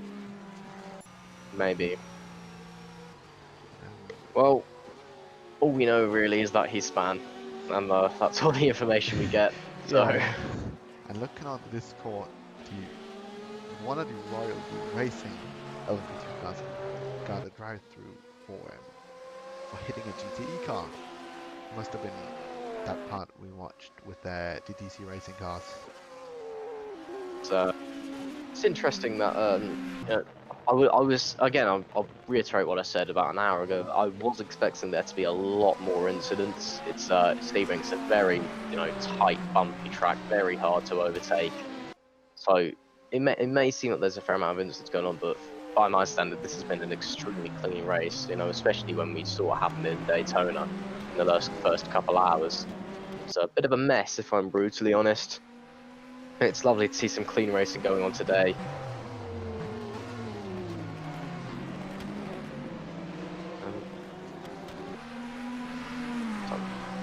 See that there's not a lot of incidents going on at the moment. It is just at this point, We have had people trying. 21, though that's a mix of just warnings and all of it, and that's including the ones that happened in warm-up and qualifying. Yeah, it's been a relatively clean race. I'm very happy. I mean, there's still 2 hours to go. Anything can happen going into the night, especially. I'll expect the incidents to pick up just a little bit as people struggle to see. Even with those headlights, your vision is greatly reduced. But it has been clean. Seawolf's car has actually reported somebody for blocking them on the track. Oh, really? Oh, that's interesting. Brent Crooks in the 74 reported, well, it wasn't him running it. He reported the Nova Finlandia car, number, let's have a look, number 70, which has currently been taken over by Tommy Willitalo, right here, who's being chased by the random racing from around. So we're lucky Who is we get another still occupied by Michael Rizzaza. Polish battle. All we really need is the Fords, and we would have the 60s Lamar all over again with all these battles. I mean, I believe that the Ford is actually the only one which isn't actually on rFactor at the moment. I mean, to be fair, the Ford isn't really doing it anymore. Yeah, But once they pulled out, like last year, the year before that, or something like that. it's a shame because it was a quick car, and I did enjoy their YouTube streams. They streamed every car's on board onto YouTube, which was fantastic. You could just kind of watch them on without actually having to go downstairs from my room, which was great. Just quickly watching DPI times. Jan Katau is 114 seconds ahead of Newcomb, who's in P2. Like, that is big up. There is quite the gap. Yeah, it's quite a sizable gap. They must be coming up. Yeah, Katau is coming up right, like probably 5, 6, 7 seconds behind Nick Newcomb.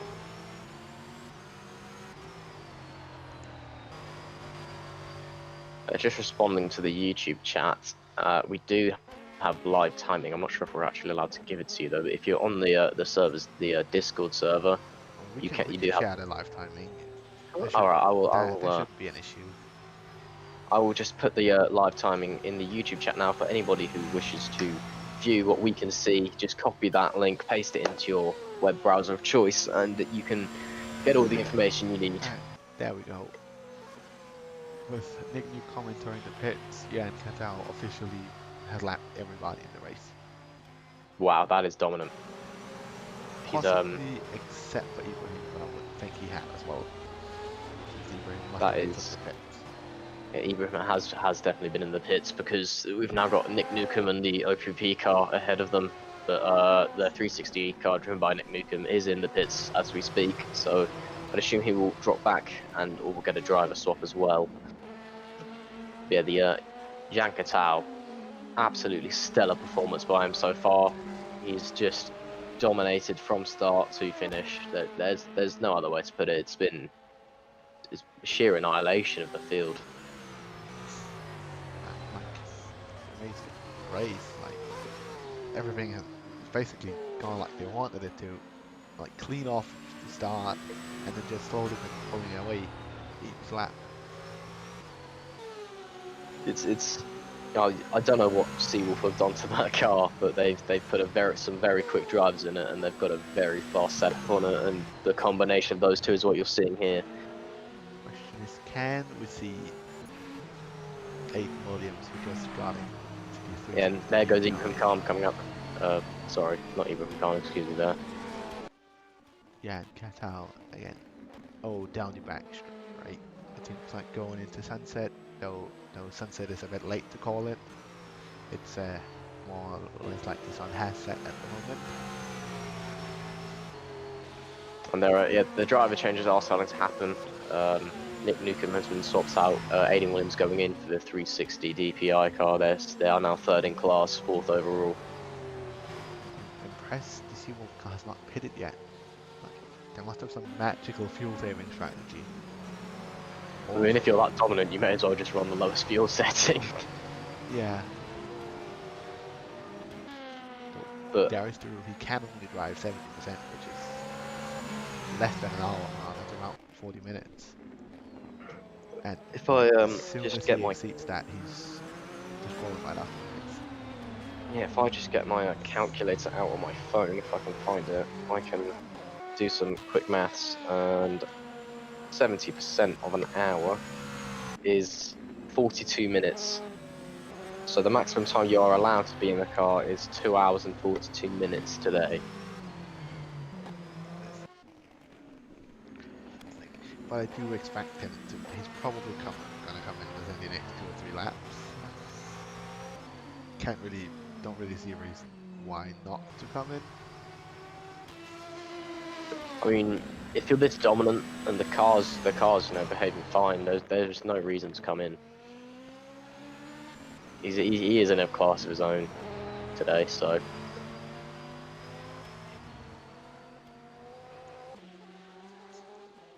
Like, not much to talk about him, like, he's just the fastest guy on track. Like, slow and steadily lapping everybody multiple times. The question is if we see him go in this lap. No, we do not.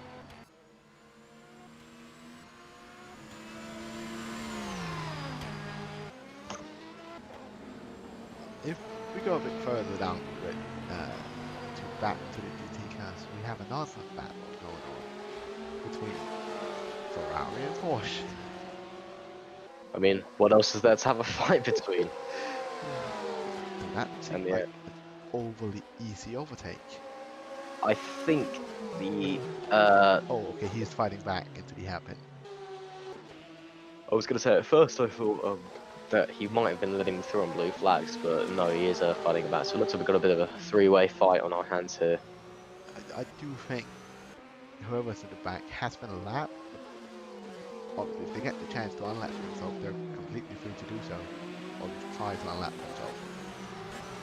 See, they are. This is the fight for 23rd overall. If I just do some maths, I can find out where it is in class. That's 9 and 10. That's about 4 9. Right, yeah. Nattel for 9th in class between Tim Hames in the solo Porsche, Edward Hoekstra in the DC Ferrari.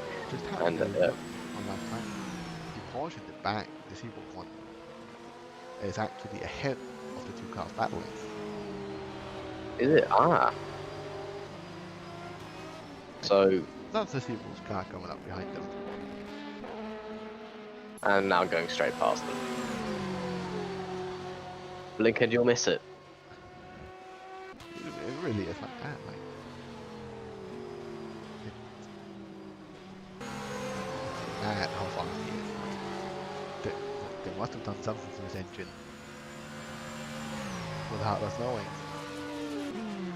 I mean, if there was proper like technical regulations in this, you know, I have the slight suspicion that ARL would be looking into see if there was any rule breaches on the car because it's been so fast. Exactly, yeah. We don't really have those technical regulations. We should. Like, I don't think it's ever going to happen. We could try to have a talk about it. We could do anything about just our car alone, though. I think that would be totally unfair with not just wanting every single car in that class. But every exact car they're in, every car by that manufacturer. Yeah, indeed. So you see the Ferrari here getting lapped by an LMP2, even so. No, that is a DPI, excuse me there. I'm not very good at discerning the two categories. They look quite the same. Oh, that wasn't an It wasn't a GTE, there we go. Yeah, well, I think it's a Ventus car, but that doesn't matter. I should say not a GTE car. They got lapped. Let's just stick to that term instead. Not a GTE. Maybe that should be the categories, because the LMP and the DPIs are so close. Maybe it would just be GT and not GT. Yeah, we should probably just call them the hand till the end of the race. I think we should. We see the not GTE going really fast. Oh, that was an LMP2, not GTE, spinning out of the penultimate corner, or almost spinning at least.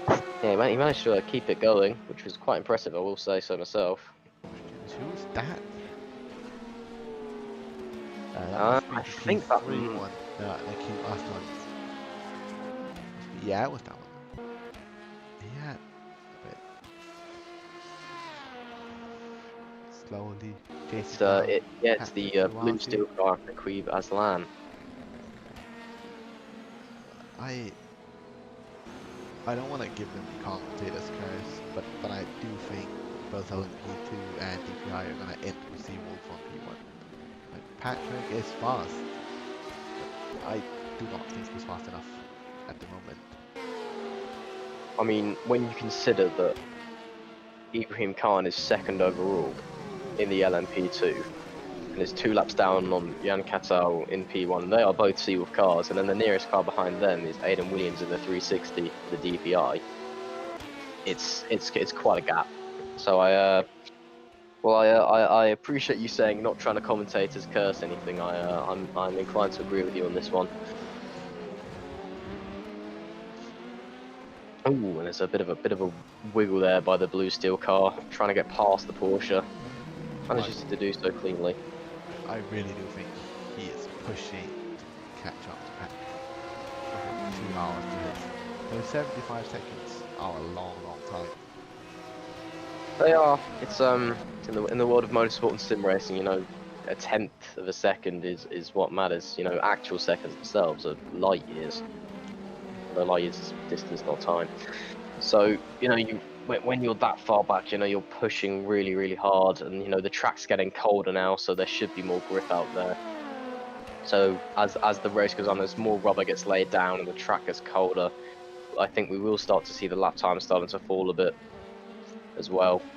So it all depends on your setup. Might have been good in the day. We have Jan cut out the pits. We do have the leader in the pits. Not that it will make a difference to the order of anything. But But sweet lap ahead. that's quite a way. But as I was saying, you know, your setup might have been fantastic in the day, but it might completely change in the night. So we just got to wait and see what happens. As we have, how much time do we have left? We've got an hour and 50 minutes remaining of this race. You know, still a good portion to go, but it's not over yet. We actually have Ibrahim Khan about to overtake the DPI car, and he did it. Though he must have been, yeah, he was a lap. He was a lap or 2 behind. I think he was 2 laps. Benjamin Gioshinsky, sorry for butchering the name, out, and then Tim. Let's see if he can actually manage to stay on Jan Katal's pace. I mean, it's the top Seawolf DPR car. I'm confident that Benjamin is certainly fast enough to hold the lead. But Jan has been absolutely dominant. He's put on a simply sublime display for us today here in the Simplymod Endurance League. So I'm sure that Benjamin can keep that pace up as well.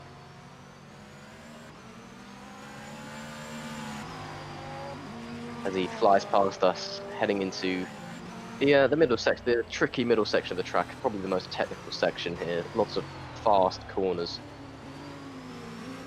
It really is especially the scary part on lap pick, because a lot of the GT cars will get offset and have slide oversteer, understeer through all these corners. So this is really a section for you after class to watch out for. We're trying to land and also just overall navigate the section all by itself. Yeah, the in the middle section, the GT cars, you know, it's a really tough section to get right. The corners are all, you know, slight camber, you know, they're all very awkward angles. They the very, especially the 90-degree right that happens just after that right left right section is really tricky to get right, because it's just where the apex is and how the shape of the corner is. It's really hard to get a GT car there through there without it just understeering straight off. And as I just look on the live timing now, Benjamin has just set purple sector 2 and sector 3 on his outlap. Yeah, I'm seeing the second two as well. That is really fast. Just That compared is, to every other DPI contact, he's at least 1.2 seconds faster. I mean, when you consider that the closest car to him in terms of pace is 0.6 off him, it really puts him into perspective. As he sets a purple sector 1, when he does hit traffic here, this could be a bit of a problem.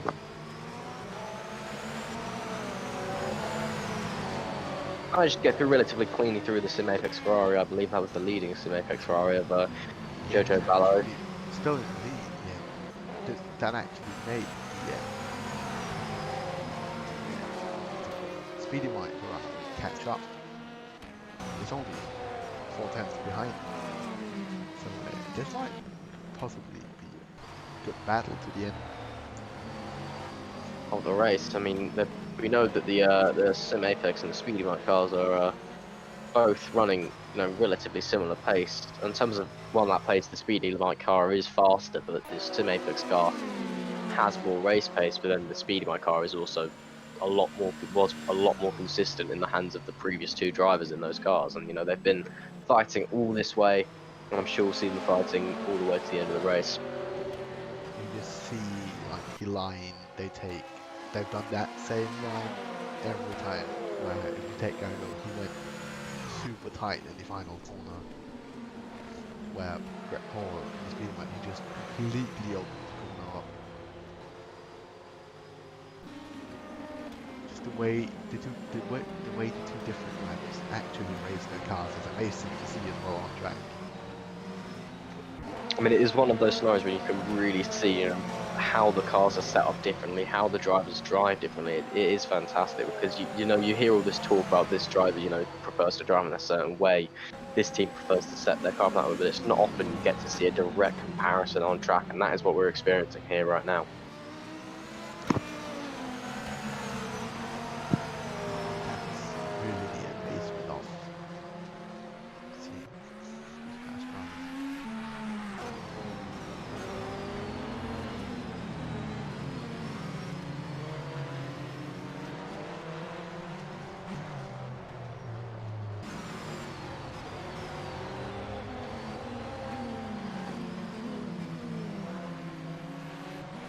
Though here in the early part, it seems like he actually manages. Now he's getting caught up, but actually pushes really, really hard to get away, which might cost him by the later part of this, like the last 15 minutes. He might lose a lot from having to push so much early. But if like Sim Apex getting this win is going to be really, really good in overall standings. We just got Yeah. the fastest lap by like 0.3. Wow. That is a magic lap by Benjamin Glasinski, So I think.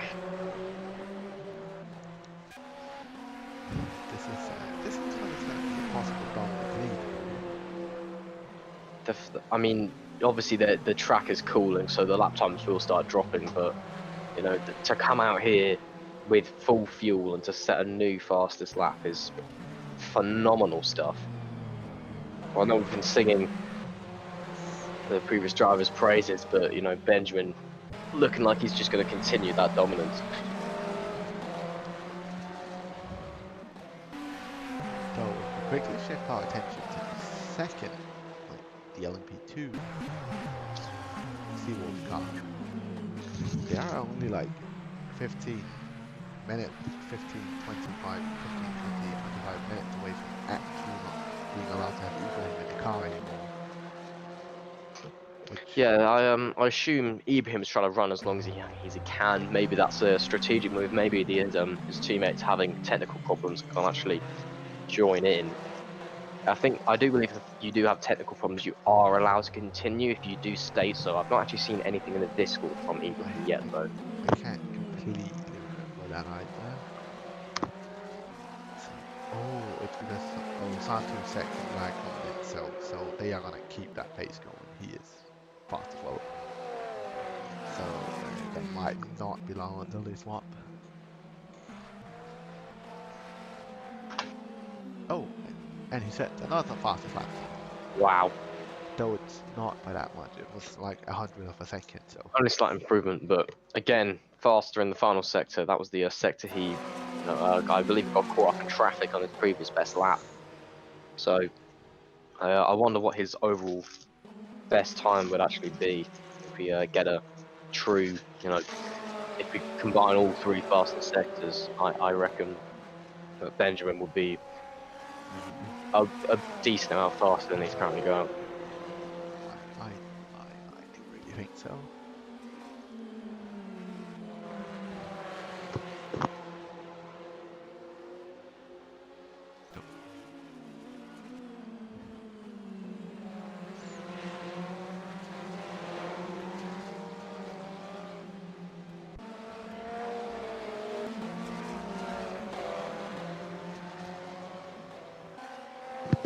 Looks like the speed limit cars actually are quite close to the Simplymod You could have cars. prevented They this might with a have a bit Simplymod of phone luck to holder. happen. Simplymod of The Simplymod car moves over accordingly. Fence inside, speed limit car draws along. Maybe you can try switch back. He does have the inside for this next section, but no, he can't quite get it stuck. See, that was a really bad timing for me.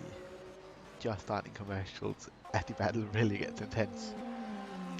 Ah, sorry about that. So we can give it a good 5 minutes. Or if somebody spends, that would be the time to do it. And we still have the option to follow live standing. We do. Ibrahim Khan has still not had that driver swap. It's very confusing. Only got about 20 minutes left, if my maths serves me right, which it probably doesn't. Yeah, he's only got about 20 minutes left in the car before he does have to get out or get disqualified.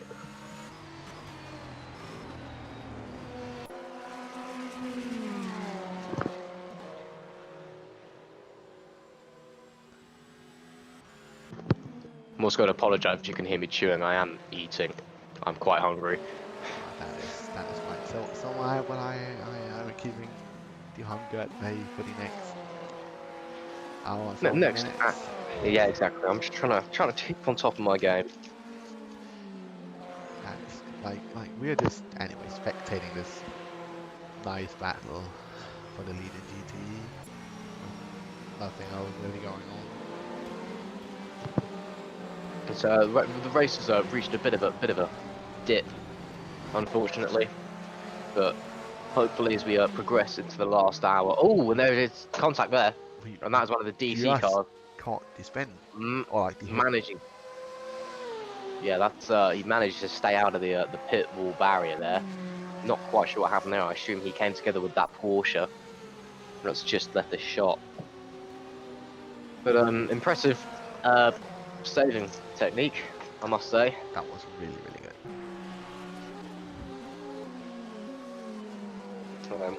I assume they just different lines through the corner and came together on the exit by the looks of things, but hopefully he has no damage. If he does, hopefully it's enough to continue. He seems to be doing okay so far. He probably would have just went straight if he had the damage hit into the pit lane. Yeah, a bit of an unscheduled pit stop. Yeah.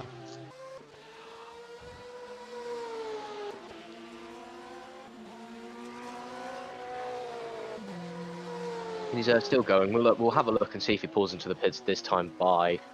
You know, he may have just a bit of aero damage that we can't see. I mean, at the end of the day, aero damage is not the most vital thing in a GT car. Yes, if you lose your rear wing, it's not great. That the only time where the aero damage would be bad. Yeah, if you did lose your rear wing, you would probably get a black and orange flag in real life, which would all need to come into the pits. I'm not sure rFactor actually has that flag. No, that's why we had to steal what's up. We've actually only had one loss rear wing this race, which was right at the start. We had that code 80. Which was me! Oh! I mean, not my fault, but I was the car who caught. I was like the one going around without the rear wing, so. Yeah, so my apologies to the entire of the Simplymod Endurance League for causing that. Bad stuff like that happens. We were just... But, I mean, it allowed me to come commentate, and I'm having a great time, so. Yeah, who even wants to race, man? Yeah, well, but why would you want to race where you could just sit around and talk and eat instead of, you know, putting in hard work? No need to practice like a couple of hours a day for a month for a race when you can just sit, come in like 10 minutes before and just talk. Job of dreams.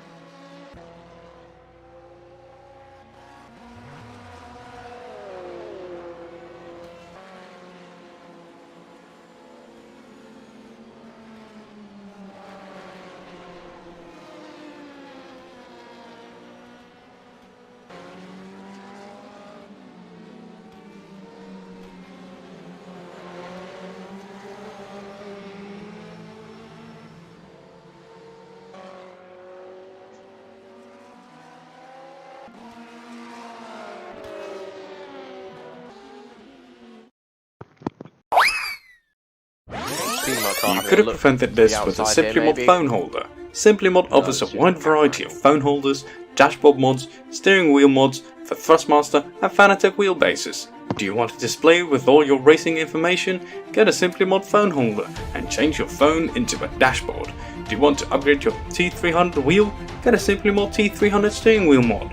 To upgrade your standard T300 wheel to a GT3, TTE or Formula 1 wheel, visit Simplymod store now and get your next mod. Link is in the description.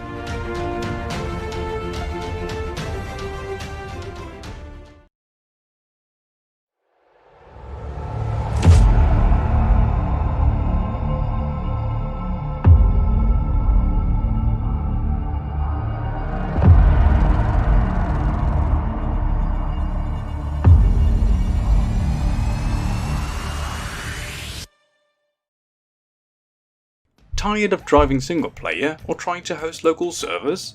Then Sadler Computers is your solution. Sadler Computers is the official server host for Ace Racing League Championships.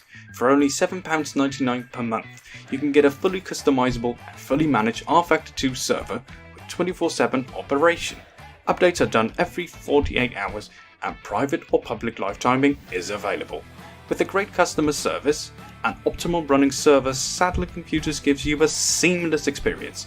Get your rFactor 2 server now on sadlercomputers.co.uk.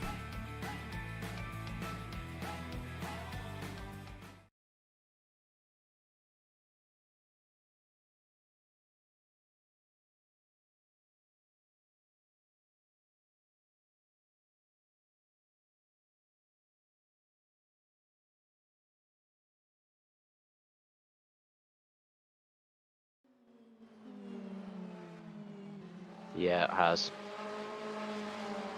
Well, that's great. I'm also almost out of chocolate. Ah. Oh, it's back.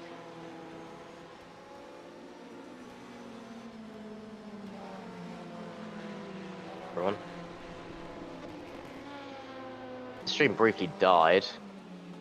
Hi Stein, how you doing? Magnus appears to he's not doing too well. I think he's having PC trouble. So it's just me and the commentary. Okay. Yeah, okay, I'm here, I'm here. Oh, he's The stream is, my PC decided to shit itself. It's fine. The actual stream is the YouTube stream is still running, so it's fine. That's the main thing. So my commentary is going to be a bit delayed for the moment. Sorry about that. I can Oh, get it's this fine. back up and running again. Thank you. Cute. You're streaming the game, right?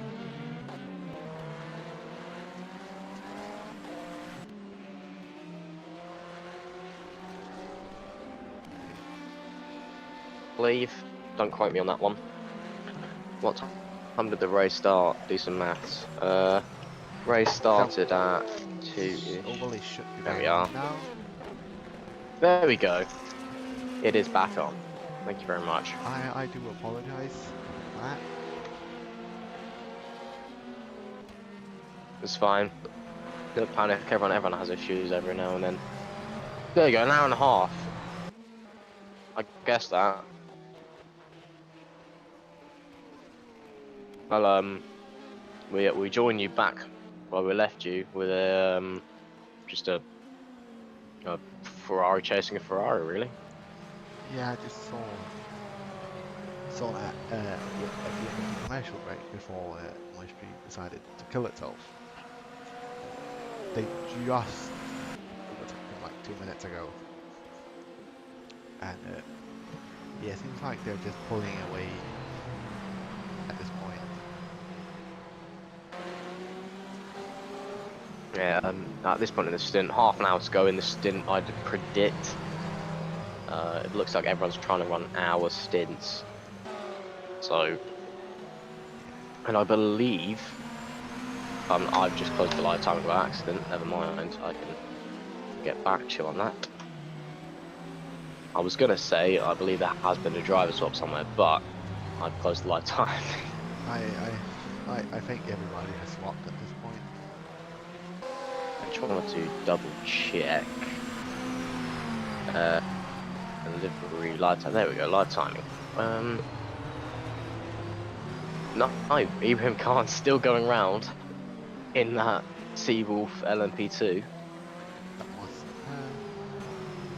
He is starting to run out of time. He does need to. I think he has about 8 minutes till he's supposed to swap over the car. And if he doesn't do that, he gets disqualified, and that would be a bit of a disaster for the Seawolf team. Look to secure an overall 1-2 and wins in both LMP2 and DPI categories.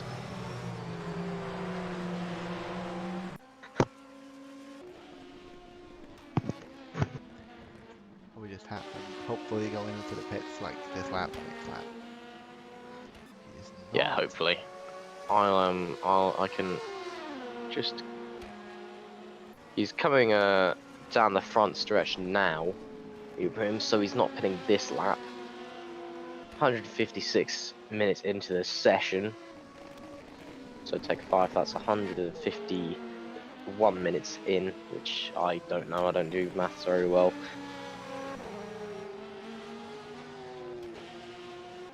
But yeah, it's still a while left.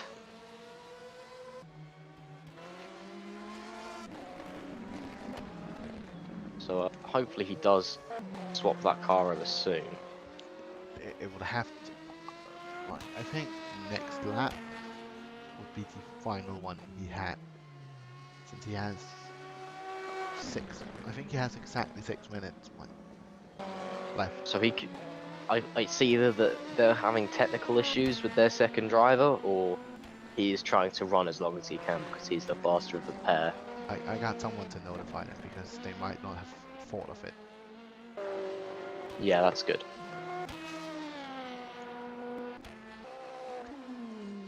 just gonna stay with him on my rFactor. Yeah, Oh, I am live.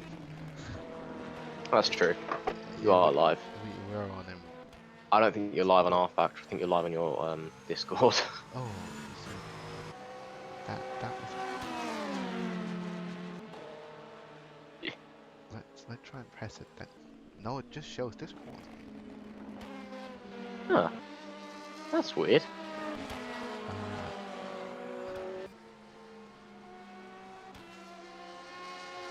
I don't have. Okay. I'm gonna try to stream. Okay, you're gonna have. There to we watch, go. Yeah, you can watch OBS then. Yeah, I can. That's fine. That's live as well. We just need something so you know what to talk about. I mean, if it's live, it's live. It'll do the job. Yeah.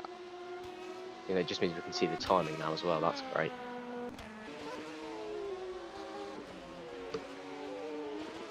So, yellow in sector 1 apparently. I'll assume someone's just running a little bit wide.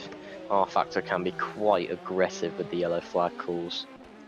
Yeah, I feel like it's anything. I feel like that's a yellow flag. If you even look at the grass incorrectly, it gives you a yellow flag. But it is what it is. It is what it is. That's just rFactor. It's got its quirks.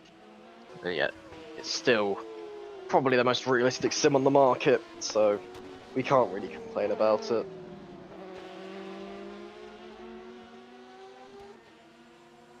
Again, yellow in sector 1. I'm going to assume that's just people running wide off of turn 1 because it is a very tricky left-hander. You know, it's really easy to run wide and put 2 wheels into the dirt, so... The tyres have worn down a bit after 35 minutes for GTE cars, and they do have the lack of downforce, and if they are carrying just a tiny bit too much speed, they are off. Let's see. Is this the lap he pits? I would assume yes. It is. Yes, it is. That tells me that Ibrahim has stayed in the car as long as he physically can. So that tells me that the other driver perhaps isn't quite on his pace. But at this stage in the race, I don't think that really matters because they are so far ahead of second place in the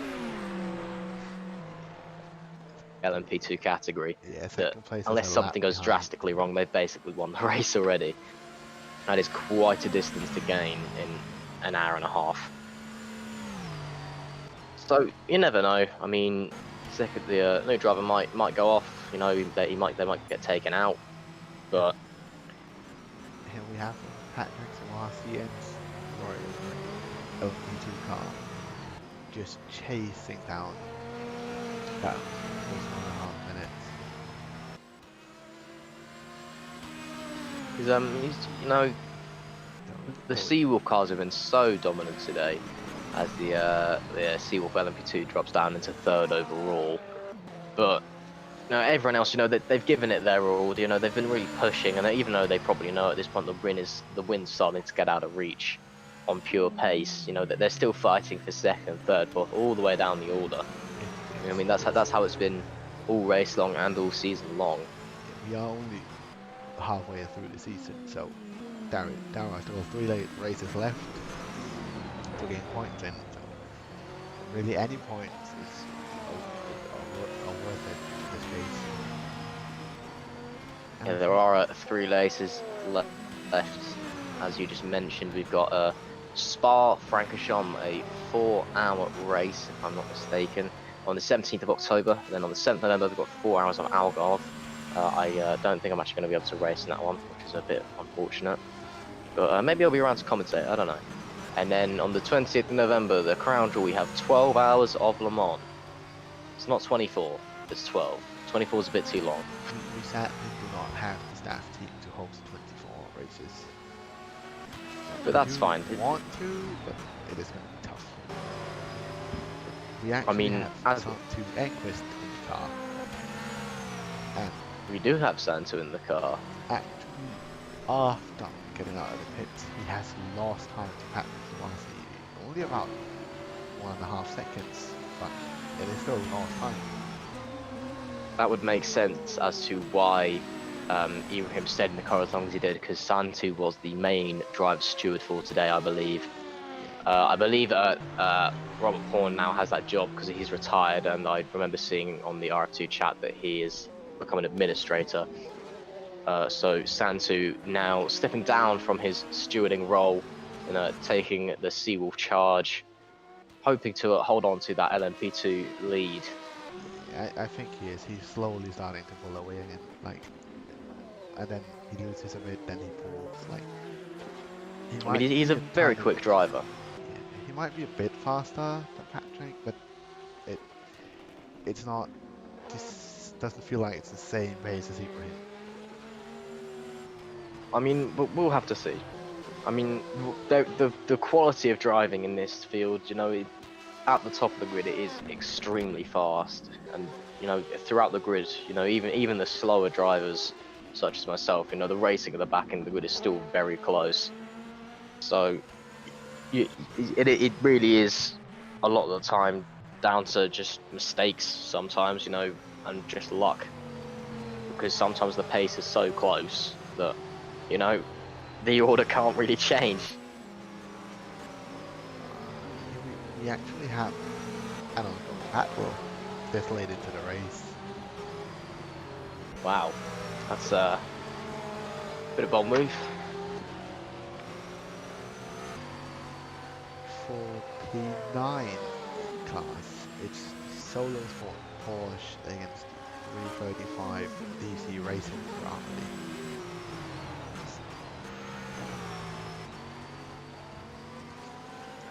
At the moment in this battle, it is nothing more than a chase game. With how much has been pulled in, don't want that many laps. I think they did lose a lot from being lapped. It might hurt the Ferrari as well, coming up to a lot of corners now. I will say, you know, the Porsche is definitely more agile than the Ferrari. The Porsche's got such a pointy front end. It just, wherever you turn, it goes. It is a fantastic car. But you know, the Ferrari's good. The Ferrari, it has a very stable rear end, so you can really get the power on extremely early. So it's all you know, the track, the scenario that you're in, whether the Porsche or the Ferrari is faster. It really is. That is probably also at the moment the two fastest GT cars just overall on all tracks, I think. Though they both got nerfed in the latest BOP. And yet they're still fast. You know, obviously we do have a lot of fast drivers in these cars, which has a huge effect on how we see them. Like as an example, I am not super fast. I'm slow on this track. I'd like to think I'm fast on this track. In reality, I'm not, but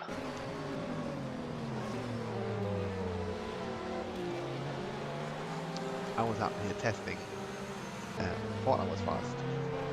Our teammates told me to do 2-minute flats as a bare minimum.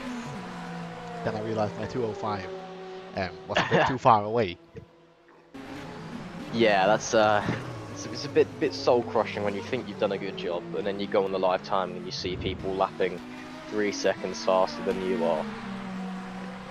That is how it is. There's always somebody in racing that's faster than you, no matter what. Yeah, that's how it is.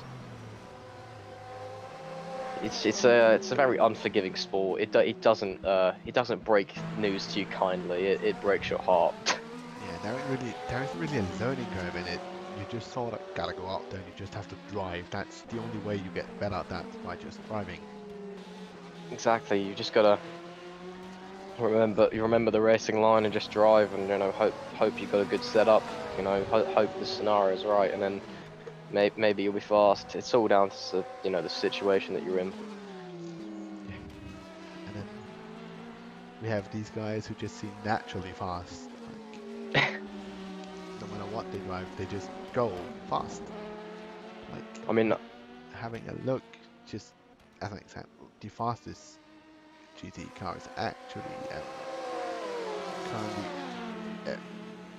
gotta find him again. He's P6 in class. The guy who's at the very fastest lap.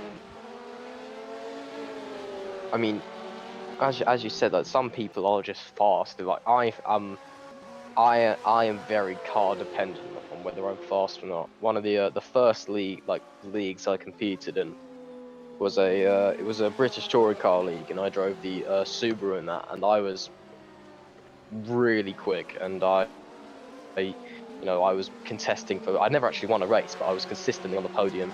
I was always around, and then I came into my next series thinking, all right, I've got some pace, and just got absolutely floored because I couldn't drive the car. So it just baffles me how some people can just jump into something new and still go just as fast. I don't think my brain can just quite comprehend it. Yeah, as you say, that is sort of an amazing talent you can have. It is. Just seeing that at the moment, we have Patrick going to the pits, which that feels like that's the battle lost for having a chance to push towards P1. That is like something. Oh, we do have one Ibrahim Khan in the YouTube comments. How are you doing? Oh, we were just discussing. We assumed we just discussing. We assumed you stayed in the car for as long as you could, so Santu could drive the steward. If you want to, tell us if we're right or not, that'd be really nice. Or just don't. Up to you, really.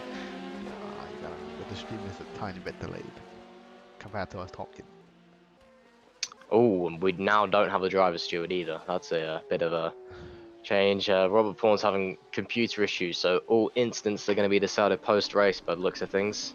So the last incident was reported 21 minutes ago, so it seems like people have been sort of not slowing down, but they aren't as aggressive. Yeah, it's getting late into the race. It's night. They are going to be more cautious.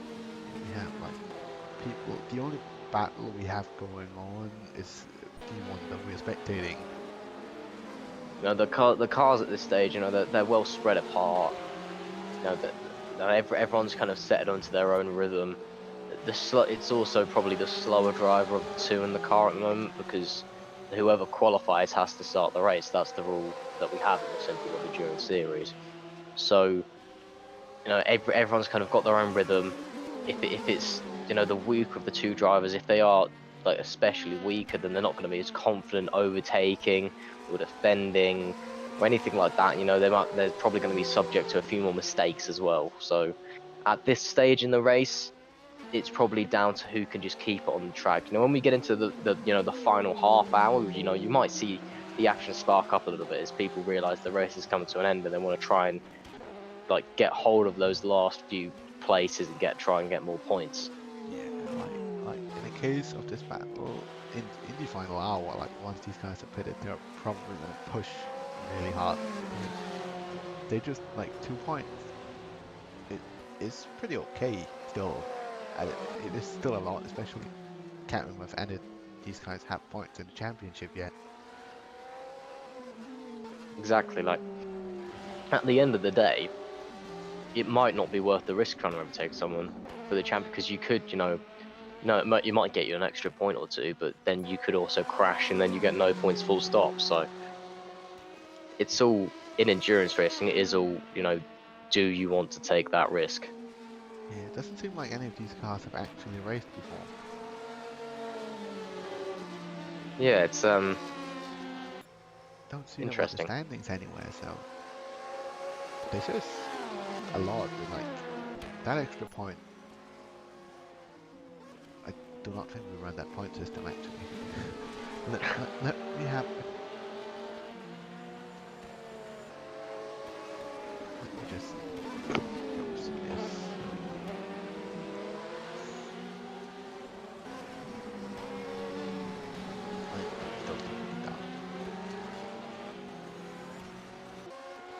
We have not had those guys anyways. That's essentially what I want to conclude from this. So if we go have a bit of a real life racing update for the 24 Hours of Le Mans, since we don't have that much to talk about in this race. The 39 LMP2 car was quite heavily off track, Ooh. causing a slow zone around. I think that's the end of the Porsche curve, possibly or something around the part. So they are going out of track again. Just a bit of a notice. So we have something that's now it looks like he lost like a second. Oh, that's what happens when we talk about something else. All the action.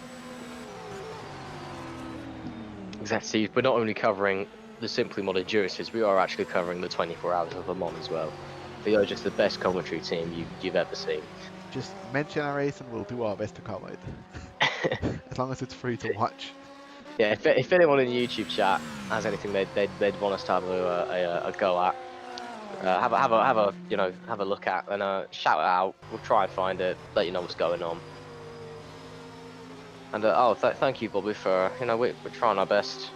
We appreciate you saying it's a good stream.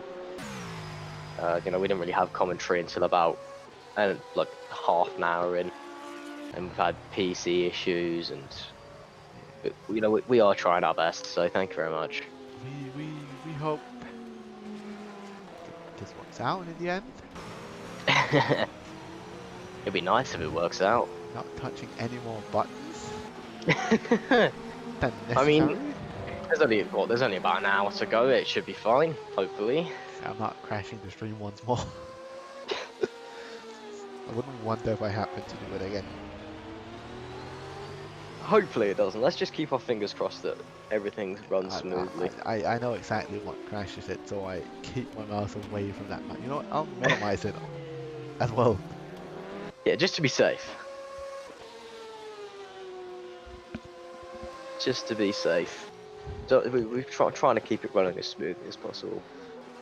Yeah, I've done my best to have it. Should be running 60 FPS, all of that good stuff.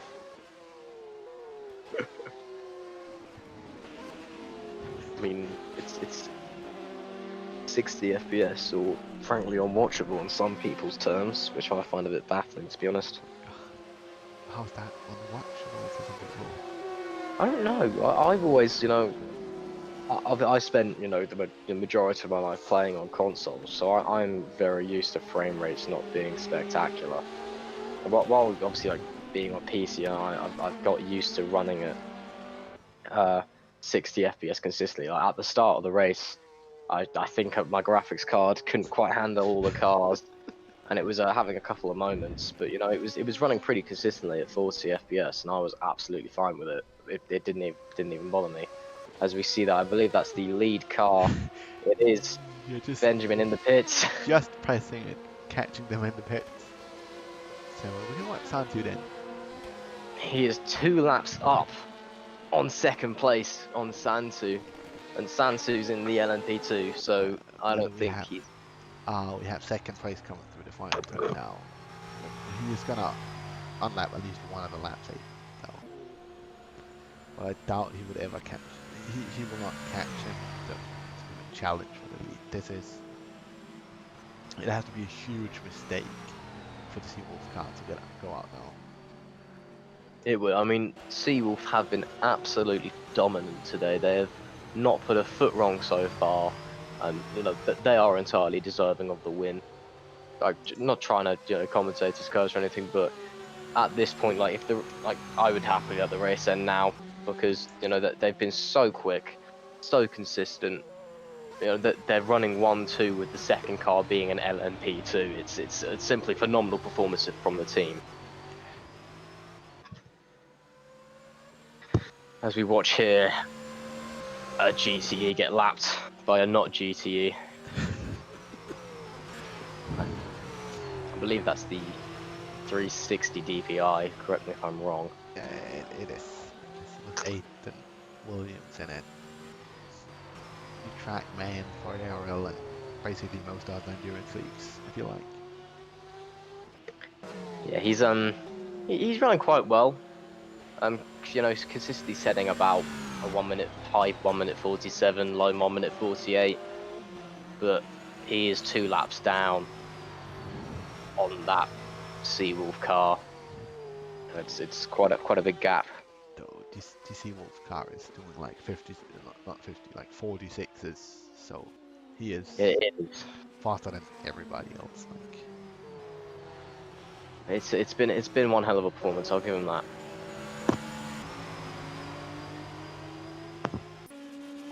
so glad I don't have to press any more buttons. Oh, I mean, we don't want to press any more buttons. We can watch Aiden for the final hour because my Chrome is not liking me at the moment. Sorry, what did you say? I didn't quite catch that. My Chrome is just not liking me, so Ah, the UI is, well, the overlay is frozen, nice. but yeah, I'll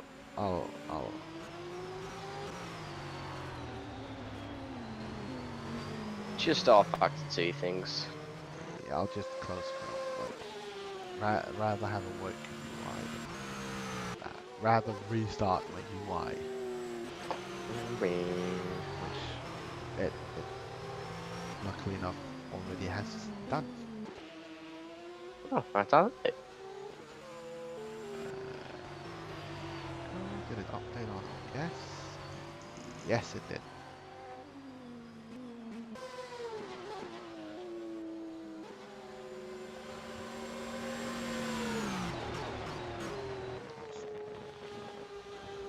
I must say it's quite interesting to see, you know, just how quick the cars are in the night. Just because of, you know, the combination of the lower track temperature and the more grip that's been laid down. You know, they're running about a second faster than they were at the start of the race. That's quite a big, you know, difference in pace.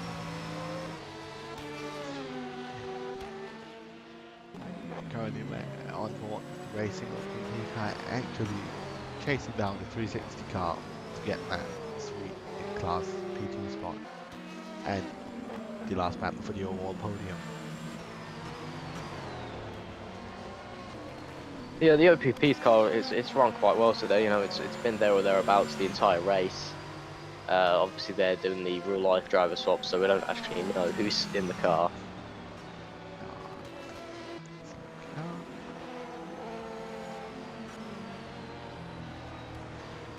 It is in my head okay that we don't know. Like, they've done a good race. I mean, all credit to the team. They have done extremely well. Oh, new fastest lap. Is there? That is amazing. There is. Wow. A 1 minute 45.705, and that was just from a quick final sector as well. Benjamin, he just keeps getting faster and faster in that Seawolf DPI. He is absolutely flying.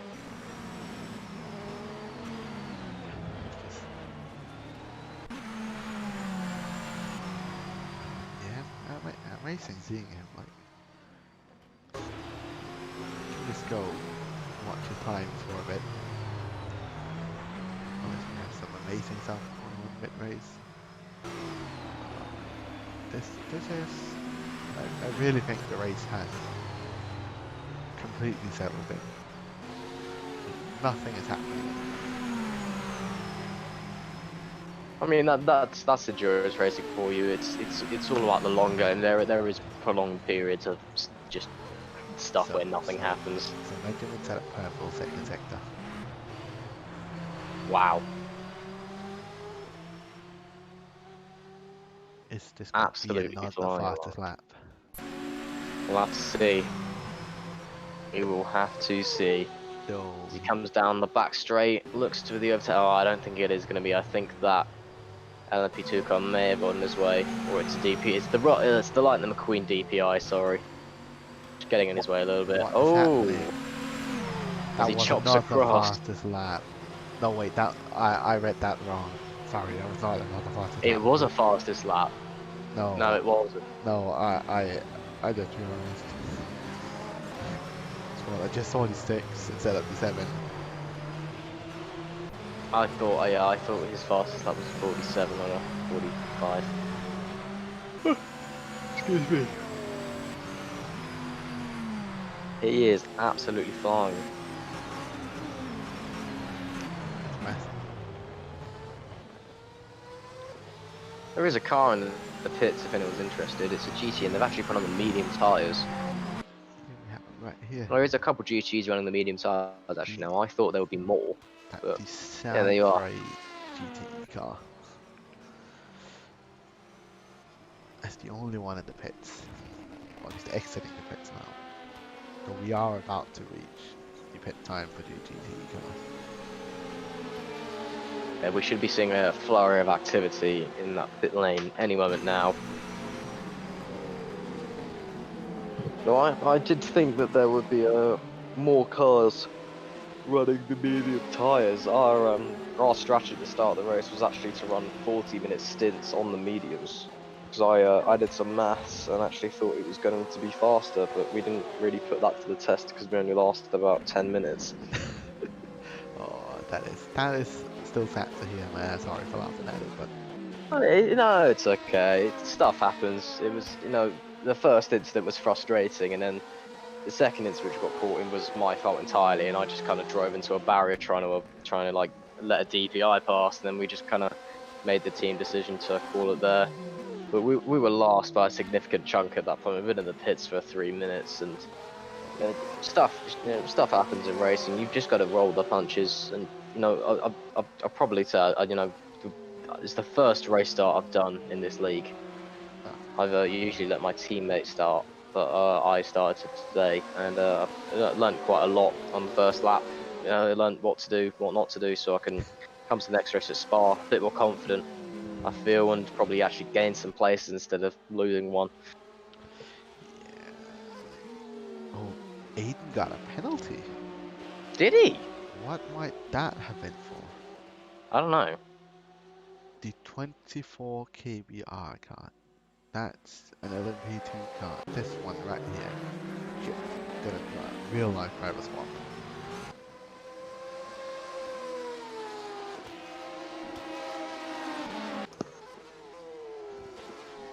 Oh, the sun is in my eyes. I need to close my blinds, sorry.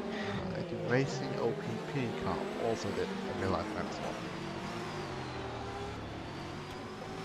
A lot of real life driver swaps going on.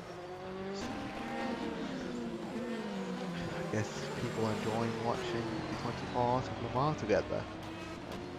Doing a 4-hour race around Sebring while they're at it. It makes sense. If I had the option to do that, I would. The 2 best endurance races anyways. Yeah, exactly. I mean, it's the 2 best races full stop at the moment, frankly. If you're watching any other races, I'm a bit disappointed in you, to be honest. I would be watching 24 hours, but the app decided to say you cannot watch it at the moment. Don't really know what's happening. Ah, there we go, it's back on it. Sitting here watching this while I'm streaming. I believe in the 24 that the Toyotas are just dominating and that there's been a couple crashes, but that's about it. I could imagine. I mean, there's not really going to be a lot of competition in anywhere apart from the GT category anywhere, is there? So The Rebellion did go fast in the first part of the first hour. it's true. I mean, but also it's a rebellion, so it won't last 24 hours. Which is a shame. So But- Benjamin set a purple sector 1. Oh, wow. This He's might be still another setting fast lap. The fact he's still setting purple sectors is phenomenal. We've got an hour to go. Those tyres will be worn at this point. Purple And middle he is- sector. He's still going fast. He's got a little bit of traffic here. Hopefully he gets through them pretty quickly. Doesn't compromise his line into this penultimate corner too much. Coming down the back straight now. One last corner to go. That big sweeping right-hander. And in he goes. Looking clean through there. Yeah, it's a very nice line. Coming up to the start finish, is it going to be a fastest lap? No! The Porsche has compromised him, unfortunately. It's a big shame. That is Big shame. just the sad part about traffic. Okay, so we have a live viewer back again, Oh, that's good. which is nice. We do Now actually have people someone. are free to crash, I guess. So we actually have the P2, it's called Ferrari. Well, Yep. now it's exiting the pit, which has been struggling to keep up with Greg Hall in the speedy white Ferrari ever since the drivers won. In this stage of the race, Greg has been the faster out the two drivers. You know that Speedy Might and the Sim Apex car have been going back and forth the entire race, and I don't know, maybe Below's trying to try something new here. Maybe he's trying to go for the undercut, try and get some fresh air, you know, and just try and push and get him under the pit stops. 56 minutes to go. Still quite a long time. Plenty of things could happen. So Yeah, mistakes are still on the board. They are essentially all the way until checking the flag, because it's there. That's all the time they have. yeah, I mean, this will be the longest period of the race. I know it sounds strange. I assume everyone watching has got some sort of interest in sim racing, probably does it themselves. But anyone who hasn't done any endurance racing, the last hour is the longest hour of your life. The first 3 hours go by in such a flash, you hardly even notice that they've happened, and then the last hour just takes so long. It does kind of almost get like painful. Just trying to wait for it to go. Like, you'll be in the last laps of the race and you'll check the time, and it'll be 10 minutes to go, and then you'll look back, and then you'll check the time again, what seems like 10 minutes later, and it'll be 9 minutes to go. Yeah, you really think like then you do like 10. You feel like you do 10 laps, but you've done 2 laps. Like it's the same as here. Like we're just sitting here. Like this is the part of the race. Well, we as commentators as well. We don't have as much to talk about, which also makes it slow for us. Like when we just sit and talk, though we can talk about this battle going on. But for the last 2.5 hours when you've been here, that like they have passed really quickly. Like They have, yeah. there has been a battle. Like the second the battle stopped, something else started. Well, this was a quick battle with one Seawolf car entering the pits. Well, we almost had a close battle.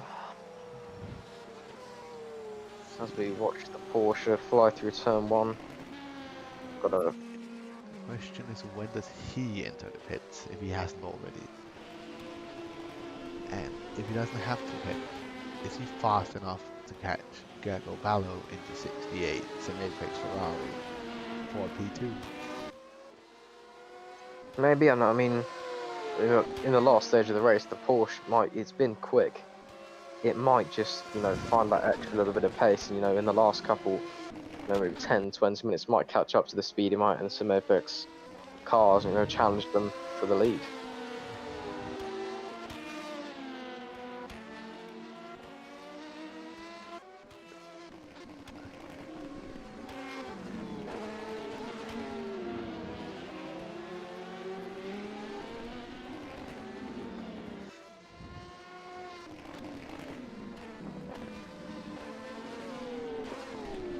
Well, for the thought that the LMP2 car would actually try and go for the overtake there, but he decided to wait, play it safe.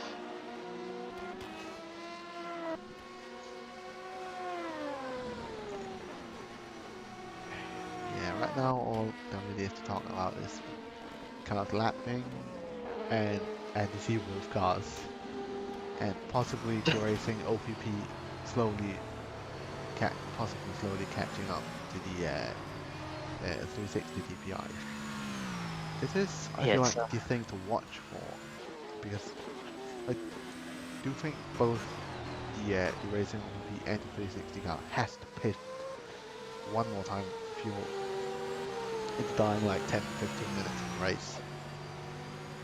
Yeah, it's I mean, I know that the stints the GTE should all have stopped by now, but I'm not sure about the DPIs, the LMP2s. I think they all might have to have one more pit stop in there. Also, just respond to some YouTube comments. Thank you, Jack. Your driving was fine, and thank you. We are trying our best in the virtual commentary booth.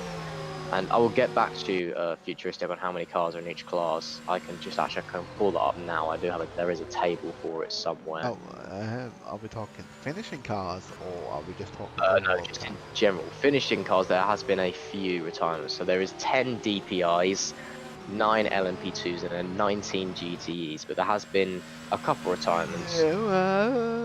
Live timing is a bit wrong there. There is 6 DPI cars. Oh, that's what the I had the Discord teams list up. Oh, so okay. maybe... That. Not every team is racing on that one. Ah, well, apologies on that front. But there is more LMP2 cars than on the teams list. Well, isn't that just helpful?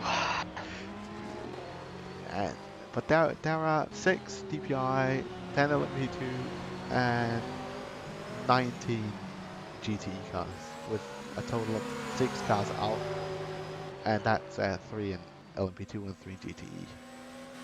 Yeah, if we just go through the cars that have retired once again, we've got the ARL liveried number 900 car of Kasperzek.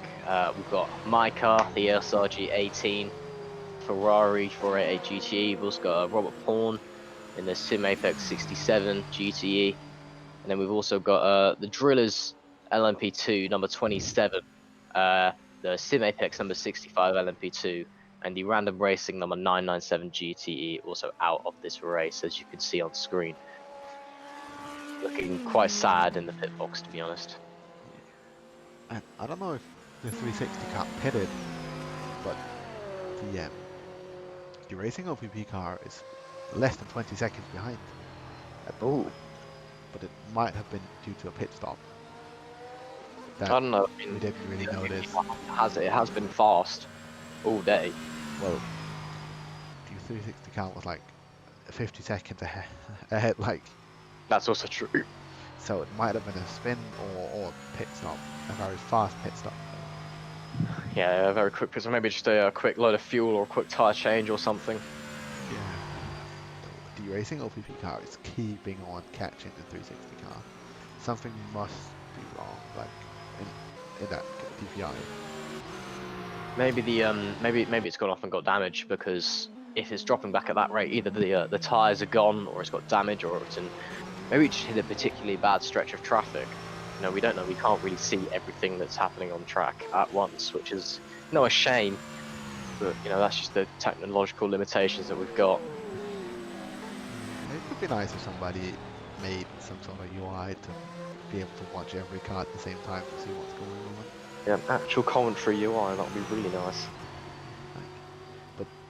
Like props to Studio 397. This UI is really nice and really it takes a bit of time to set up, but once you've had it set up, it's super easy to use, and it's just amazing.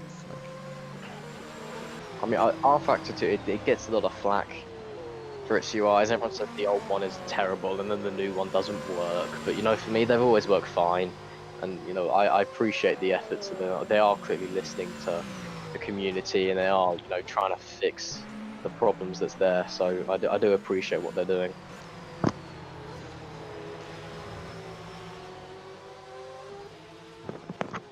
So a bit of a flashing lights. I assume they fixed the disqualification problem with the flashing lights there.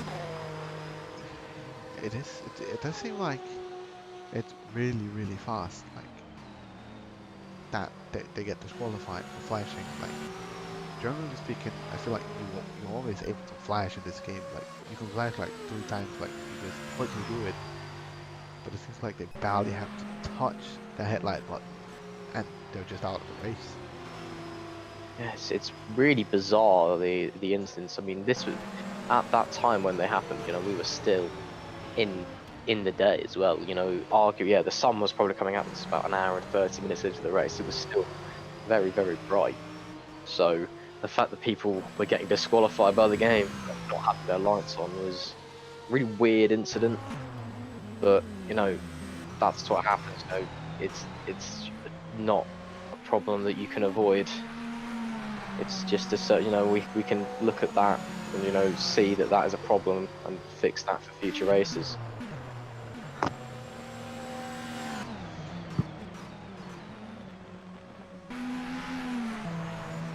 I see the Rusty's car there just cutting into the front of the frame. I wonder how they're doing. I'm Too well. Is it this one? It is this one. They are sadly P last, and they are 2 laps behind the guys ahead of them. But they do have a very good livery. They really do. But they also, like, their fastest lap is 1.5 seconds slower than the guys ahead. So they seem like they must have had some sort of issue, possibly. Maybe. I mean, you can take Rusty's medicated bump ointment to make your car look nice, but you can't take it to make your car fast. Yeah. As they just head into the final corner. Taking a reasonably tight line, not utilising all the exit of the track as we watch the OPP car behind it take a much wider line on the exit. Oh, and the leading Seawolf DPI has just set a purple last sector, so still banging in the quick sectors somehow. Astonishing. That car is absolutely flying.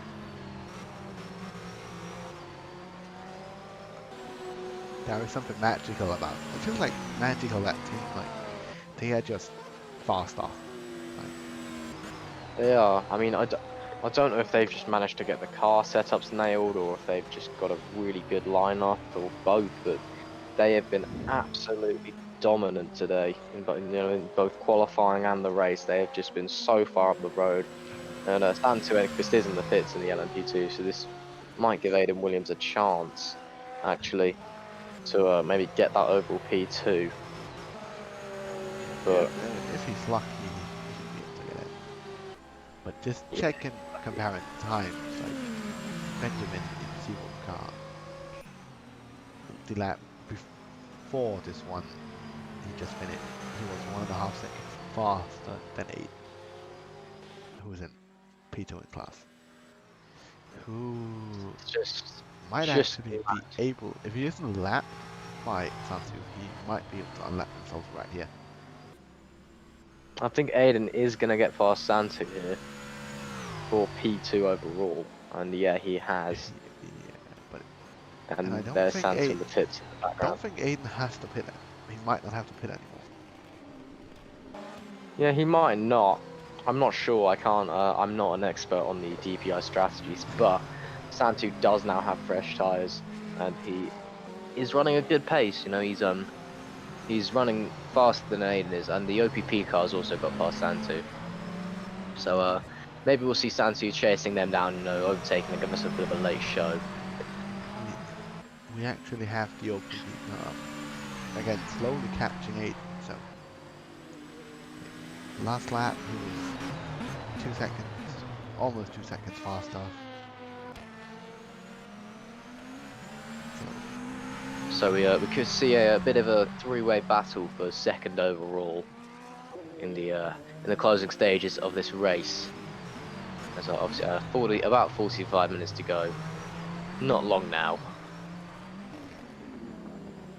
As we watch the OPP car carve its way through that middle section, this really awkward right-hander, which I dislike so much. He actually runs a bit into the dirt there, but manages to keep it going. Didn't cost him too much time. Here we go. This is on currently the mixed standings, so we don't have them separated. If it would go back to the fastest guys, it would be amazing at least.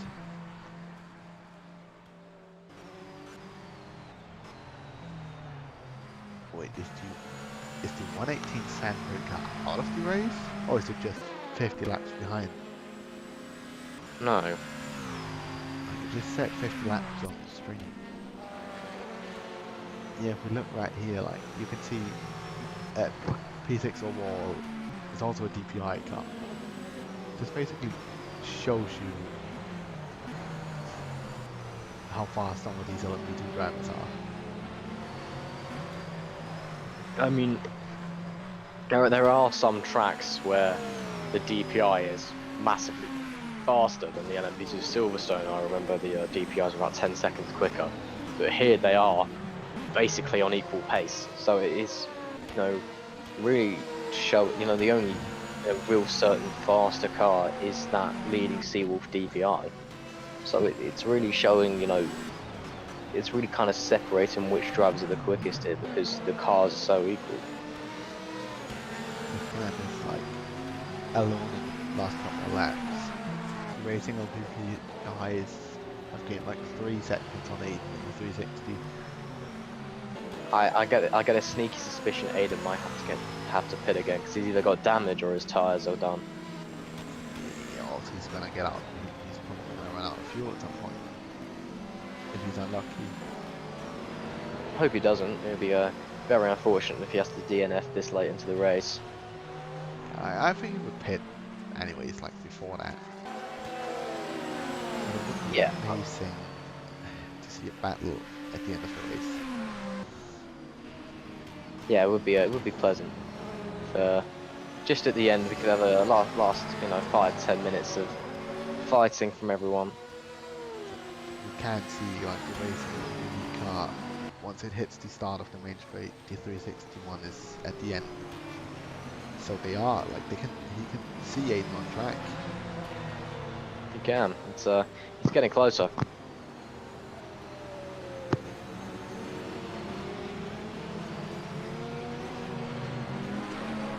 Each lap for a little bit of a wiggle there by the OPP car. Give it 3-4 laps, and I reckon that OPP is going to be all over the back of Aiden Williams.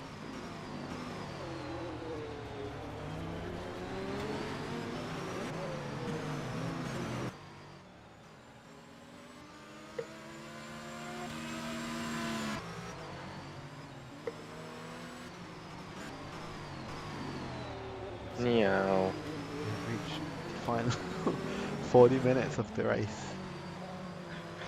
Yeah, 40 minutes to go. We've been here 3 hours and 20 minutes, and it all boils down to this. Not a lot of really much on-track action happening as of now, but there is looking like it's going to might be a last couple on-track battles in a couple minutes. So just stay tuned for that.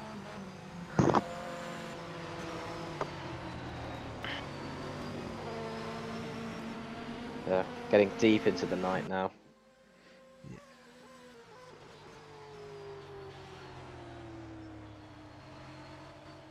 The Speedy Mike car, 7 seconds up now on Ballo in the Sim Apex car in the GTE category. That's really gained on him over the last kind of 20 minutes. They were neck and neck the entire race, and now Red Cool has pulled away.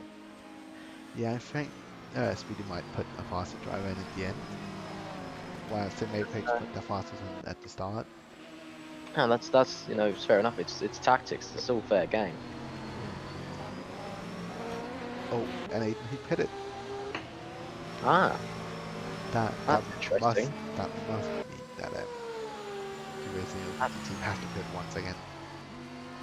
Yeah, that would tell me that the Sim Apex team does need to pit again. If they don't, I'd be surprised, because the fact that the Speedy Mike car's been pulling away. They may have been running a lighter fuel load, but why would you do that when the difference is not that much? Sebring is not a particularly fuel problem track. The more fuel you have, it doesn't necessarily cause you as much issues. Slower times.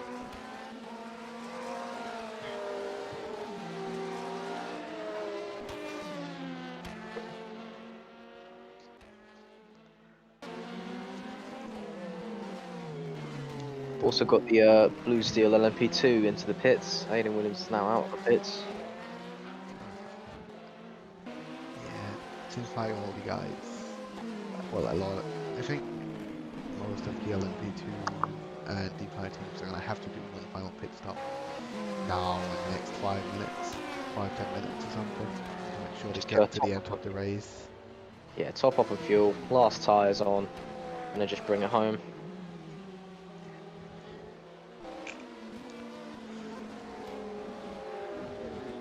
But it's going to be fun because I do think the Racing OPP team has to pit once more as well. So it's going to be exciting to see where they end up compared to the 360 DPI. I don't think that Santu is actually in the Seawolf LMP2. I don't think he actually has to pit again, so I think he will secure second overall. Yeah, he has pitted. He pitted like 5-10 minutes ago, so he should be safe. And the LMP is more efficient than the DPI, though, if my memory serves me correctly, so they have to stop less. So this yeah, it could be close. You know, the last 10 minutes we could be having a bit of a battle on our hands. It'd be lovely with some exciting racing at the end. Yeah, just to close off the 4 hours we've had. Yeah, it would be good to get some last on-track action like we had in the first 2.5, 3 hours. I'm thinking here of the DC racing cars battling in the GT category, and in the Speedy Might versus Sim Apex battles as well. The LMP2 Royal Blue cars. Yeah, exactly. We've had some really good battles there, especially inter-team battles. There's been lots of inter-team battles on the they've had 2 cars. They've all just kind of been grouped together today.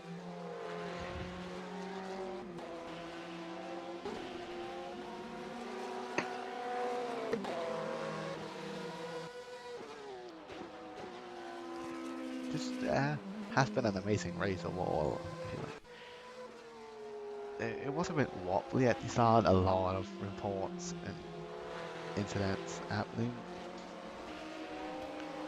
but just like I feel like 2 hours in, it started to slow down a bit. It's kind of similar scenario with Daytona, except that Daytona was just a complete mess and not legitimate. I feel like football started. I might have to put that on the background. I feel like it was a Daytona. I can actually participate in Daytona, but then the team crashed out about 30 minutes in. But from what I heard, it was just people were reporting incidents for the smallest infractions upon the rules. And it was really stressful for the drivers to just have to try and review all these incidents that inevitably came to nothing. It also basically caused the biggest incident I think ARL has ever had as a brand, like combined between all the leagues. Between what was it? AC Sim Sport, Motorsport, and Wiki Monsters. Like it took 3 different tries to get that penalty properly made. It was quite huge. That was appeal after appeal on that penalty. Wait, Williams is in the Aiden is in the pits again. It just Is he? doesn't say on timing, but does say on the okay. I do think the overlay is a bit bugged because it does say that he's in the pits. That's weird. He did move down as well.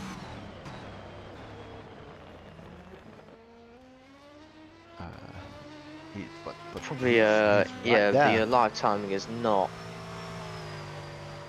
What about saying that he is in the pits. yeah? So I don't know. Patrick's in the pits. Like, what is happening? Like these 3 drivers would just swap between the pit lane. That is bizarre. I'll refresh it. See if that works.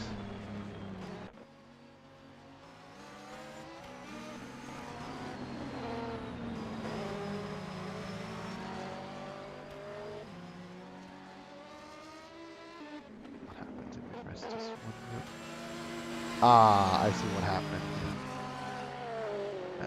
The overlay decided to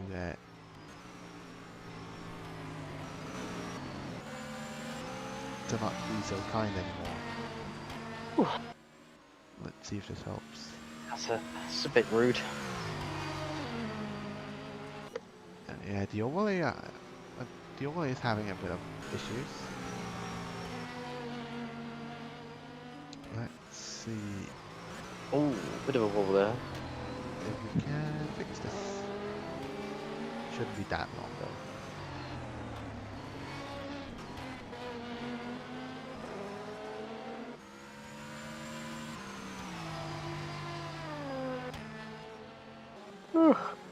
No, it doesn't seem like it wants to agree.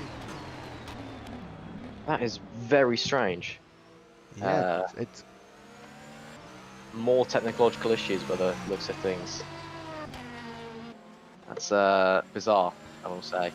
Not quite sure what's happened there. let's try to. We're gonna have to turn off the overlay.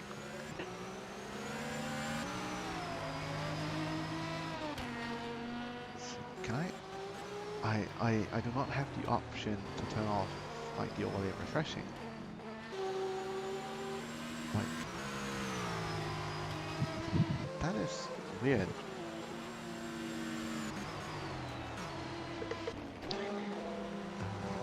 So let's just see what happens if we. Yeah, it's just gonna keep refreshing it. What happens if we?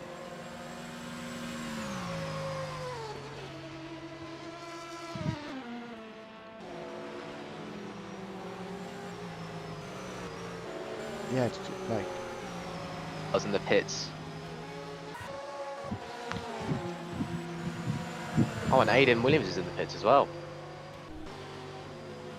that is not true. That's very strange. Wait, why is? Oh, Aiden Williams is out. According to my timing. Saying it is on the live timing.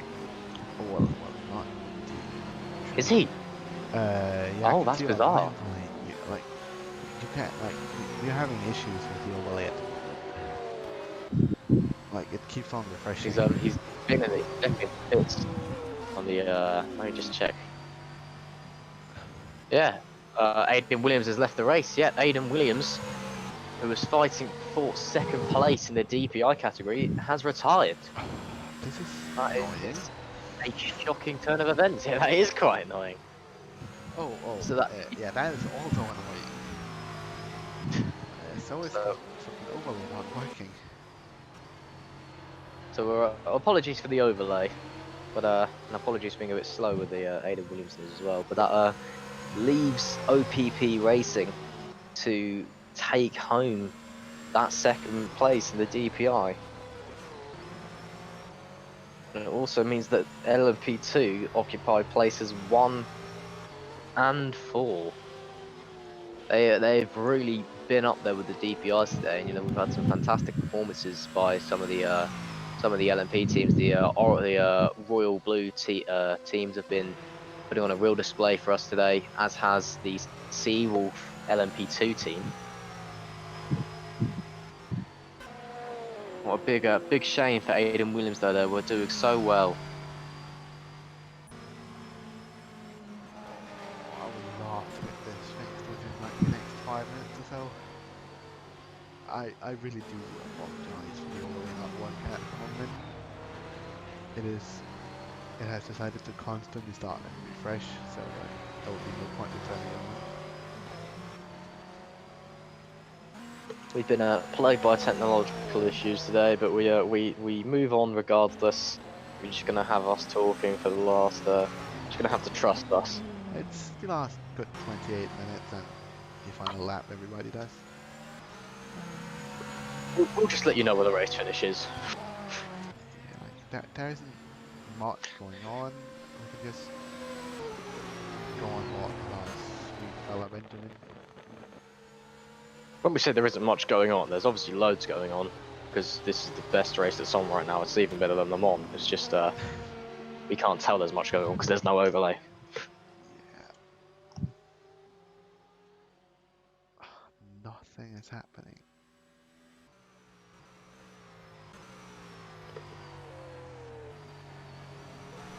Aidan Williams was definitely out. What a massive shame. I'm going to do some investigations on the Discord and see if I can find out why they retired. I am in a chat to see if we can fix the overlay. As long as it's not... Oh, okay, so it's a complete game restart. Oh joy.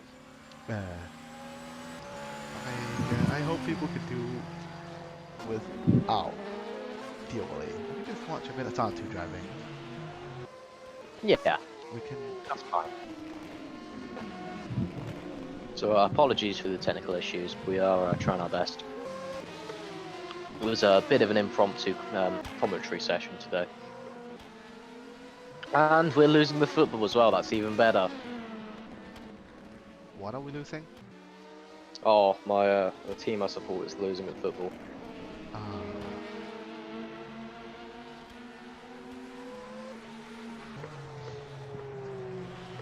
another sport we can How much cover. time is there?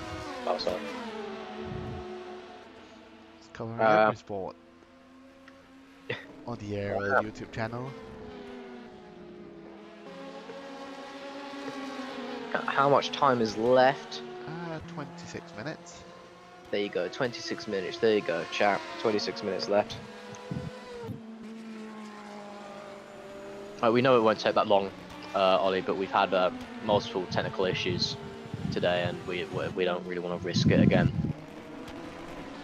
So we're just gonna leave it for now.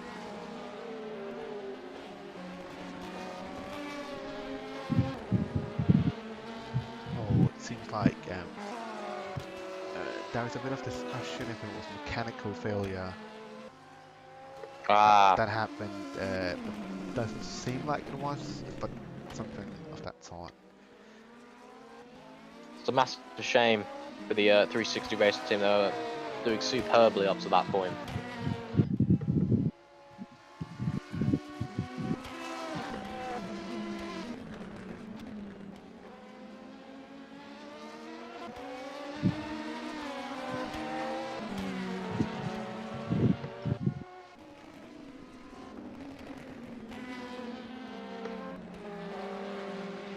So we have Greg Hall, the leading GT car, is still keeping on pulling away from Jaco Ballo in P2.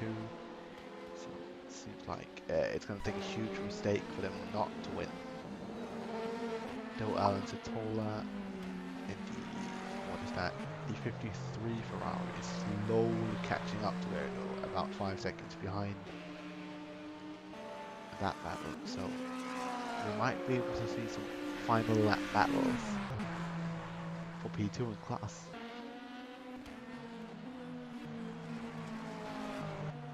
Though they do seem like they're around the same pace.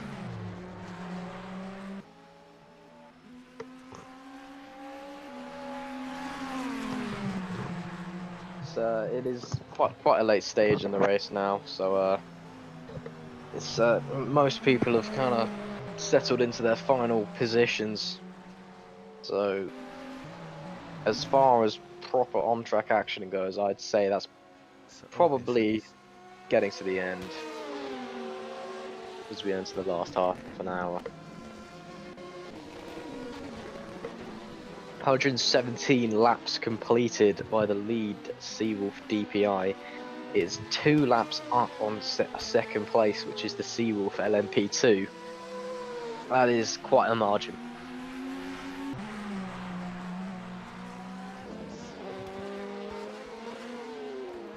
Racing. That's simply all there is to say about it. Yeah, we've said time and time again how good the Seawolf cars have been today, but they have been so phenomenal. On track, they've been quick, consistent. You know, there's not been any politics about it either. There's been no complaining. There's been no, you know, trying to get penalties for little incidents in the steward report channel. It's been a really good display from the Seawolf team today, and you know I think they're entirely deserving of the win that at the stage is inevitably going to come to them.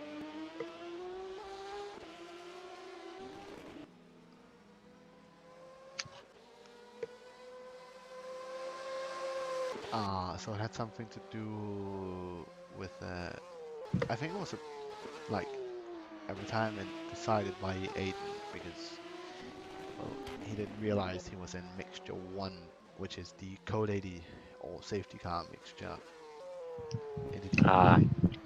So he was Which not was caused by me. he wasn't carrying enough speed, so he thought he had a mechanical failure of some sort.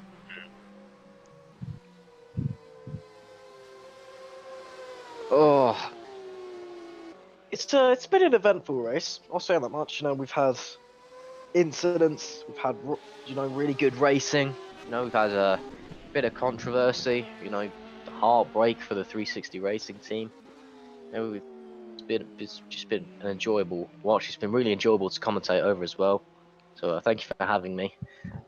We really appreciate you coming on. So Oh, it's fine. I mean, retired after 20 minutes. I just put it aside an entire afternoon for this. I wasn't going to let it go to waste. we should have more people retire to just come commentate. That's an easy way to get commentators. But yeah, we should just have like 30 people commentating, just everyone who's retired. That would be amazing. How many? Right, so there's been 1, 2, 3, 4, 5, 6, 7. 7 retirements, right? So that's 6, not including my car. Assuming there's 2 drivers per car, that's 12 commentators. That's 14 people commentating on this race.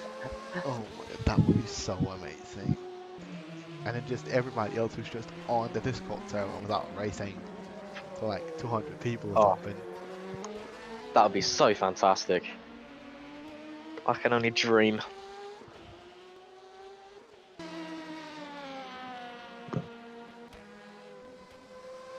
As we watch this Porsche, sort of McLaren there for a second, my eyes tricked me. Okay, so it doesn't seem like it was a fuel mode. It has been some sort of engine fail or something like that. Running the engine too hot, maybe. So just did it just blow up, or did it just lose power? Don't really know. He just said it just. I think it must have blown up because he was talking about mechanical failures. Oh, that's a big shame. But he did say it turned into a potato, so it doesn't really seem like it blew up if it turned into a potato. Oh, what is this we have right here? 2 cars close this late in the race. Oh my word, is this for position as well? Yes, it is. Oh my god. Action. This is for P6 in class. Benjamin has just set a new fastest lap. How typical. But like 3.5 tenths. Wow, what a lap that was. And he set a fastest new first sector as well, so we could be seeing on this lap as well. Anyway, back onto the action. This is, I believe, the second Royal race car. 6. That is Brian Templars against. And which says Luke Zach. Yes, I am glad you decided to say that name. And Benjamin has set another fastest lap. It's gone a 10th faster. How is he doing this? He is over a second faster than anybody else. I would love if Seawolf would share a cheat with me. Or their engine powers. Or whatever it is that makes them go that fast. 1.5 seconds faster than anybody else. How? I mean, when you've got a combination of a fantastic driver and a fantastic setup, it's going to be something special. But this is turning into... And he's just said another purple first sector. This is unbelievable stuff. Last 20 minutes, the time to flex. Not even wanting to talk about the battle, just talking about him setting purple sectors all the time. I mean, the battle's great and all, but watching someone this late into the race sending purple sector, that's simply phenomenal stuff. I know it's cold out, but the track has progressed to get more and more grip and driving. I mean, it's that car is just on rails. It is absolutely soaring. Look at it go. Come up to a bit of traffic here. That could be a bit of an issue coming into the final corner. Hopefully it is, because I'd love to see another fastest lap. I wonder if he could break into the 1 minute 54s.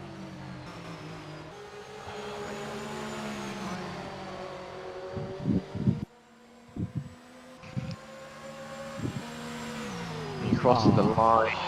3 tenths Not slower. fast. That's a shame. We just caught up to that pack at the back.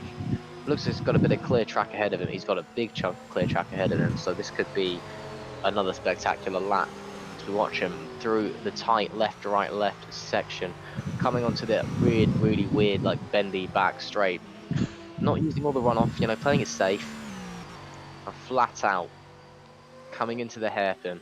This is where the first sector split is. What's he gonna do? Cross the line. Timing board hasn't updated yet. Still not updated yet. Alright, maybe I was wrong. Maybe the first sector splits up here. There you go, it's updated. It's not faster. It's not purple. I think it's about half a tenth to a tenth slower. You know, it's still right on the money as he heads into the twisty middle section, a really fast, really hard section coming to the most awkward corner of the track. Really easy to lock your inside front right here, especially in the GTs. There's a Porsche off there, he just ignores it because it's not in his way. And he flies down into this flat out section, double left. It's not fast enough again. I think he might have gone through the tyres a bit. As he it seems like he has struggled to set purple middle sectors. That is true, and he might catch up to the back of this Porsche up here as well, so that could be a problem. But bear in mind he was on the back of someone coming through this corner, and he does not look as close this time, so he might be able to set a purple last sector at least. Runs really wide coming into the exit, cuts back inside, grabs the second apex, and then again for the third. Runs the Porsche, moves over duly for him, runs it to the line. What's it going to be? 2 tenths faster. 2 tenths faster. None of those were purple sectors. That is it. How? That is a spectacular lap by Benjamin Gudzinski. Oh my word. None of those were purple sectors. Imagine what his predicted fastest time could be. I reckon it would be well in the 44s? 44s. That was an absolutely phenomenal. And yeah, second in place in qualifying. He didn't even get pole. A phenomenal. We still have a battle going on. We do still have Santu Enqvist going into the pits if anyone's interested. But yeah, back onto this battle.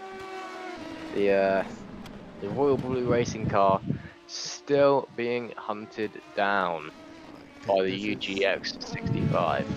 Just completely back and forward at all times. Like, you go down the straight, he's gonna catch, but he's losing a tiny bit in the corners. I think this battle is We gonna are last to in the end, the though. last 15 minutes of this race.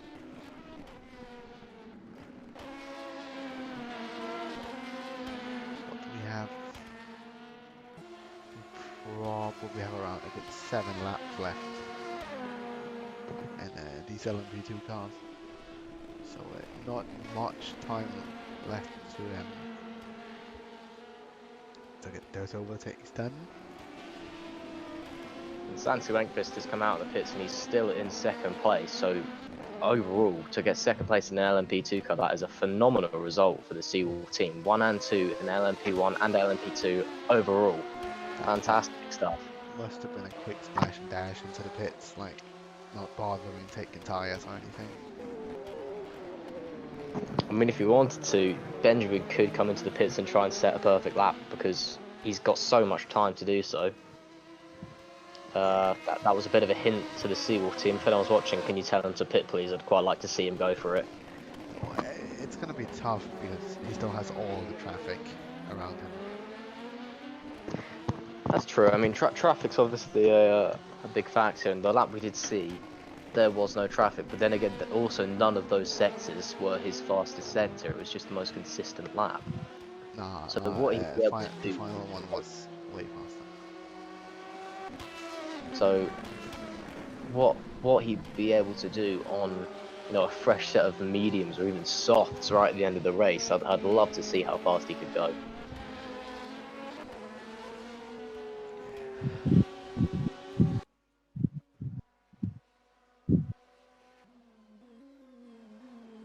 My mistake. He was on pole.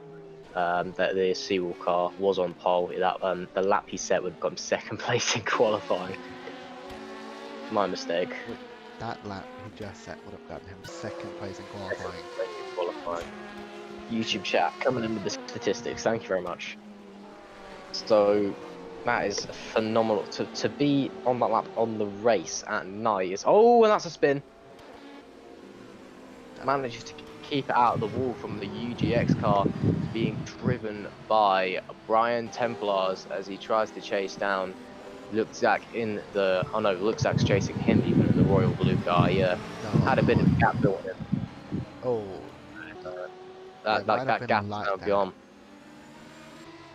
And there comes the leader slicing through. He just set, like, whilst that round, he set another purple sector. Oh my word, phenomenal.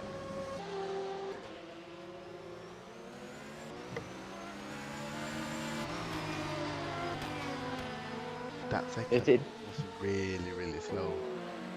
But you did have something around traffic in the same cars. Yeah, it's been phenomenal stuff. There is 11 minutes remaining of this race. As it stands, it looks like this is going to be how it finishes. But it's been an enjoyable experience. We've had battles, accidents. We've had a code 80, which led to another accident because someone didn't hear the code 80. But no, it's just been fantastic to to watch. I'm almost slightly glad that I got taken out, to be honest, because otherwise I wouldn't have had the experience of seeing everything that was going on. You easily miss out on stuff when you're just too focused on driving. Yeah, exactly. Yeah, well, it was either finish towards the back of the GTE field or, come and commentate over some spectacular racing.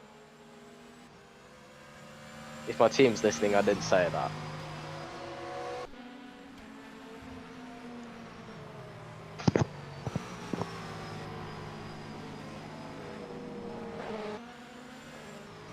Right here we actually have Malcolm Snyder slowly catching up to Edmund Hoekstra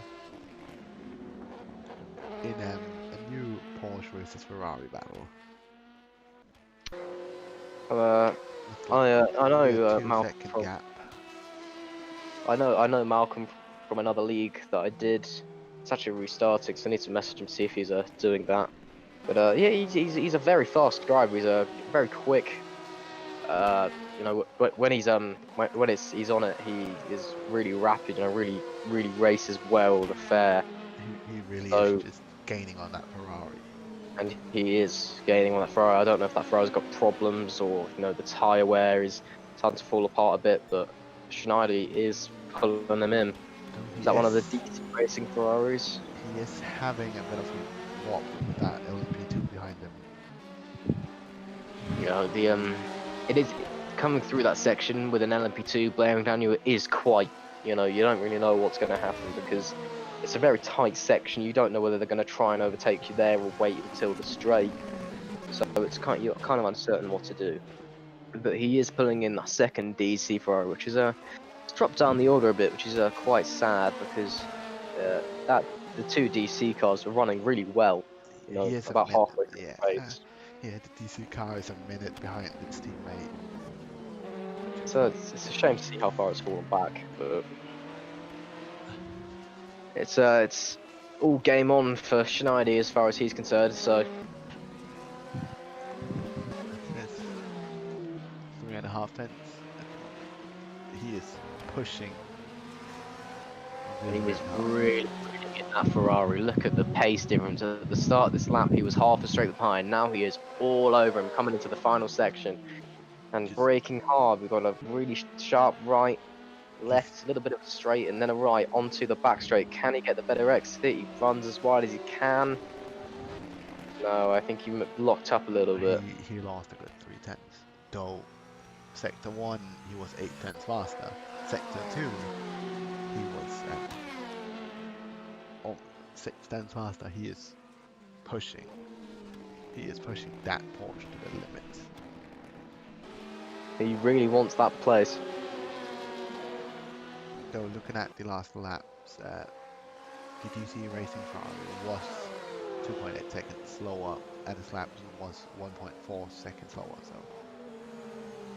yeah, it was only the final sector that Schneider he was a tenth slower due to that mistake of locking up. And there he goes. Looks to the inside. He's going to make the move. No, but the Ferrari goes deep, and there he goes, sweeping through to take 23rd overall. I'm not sure where that is in class. That is But P11.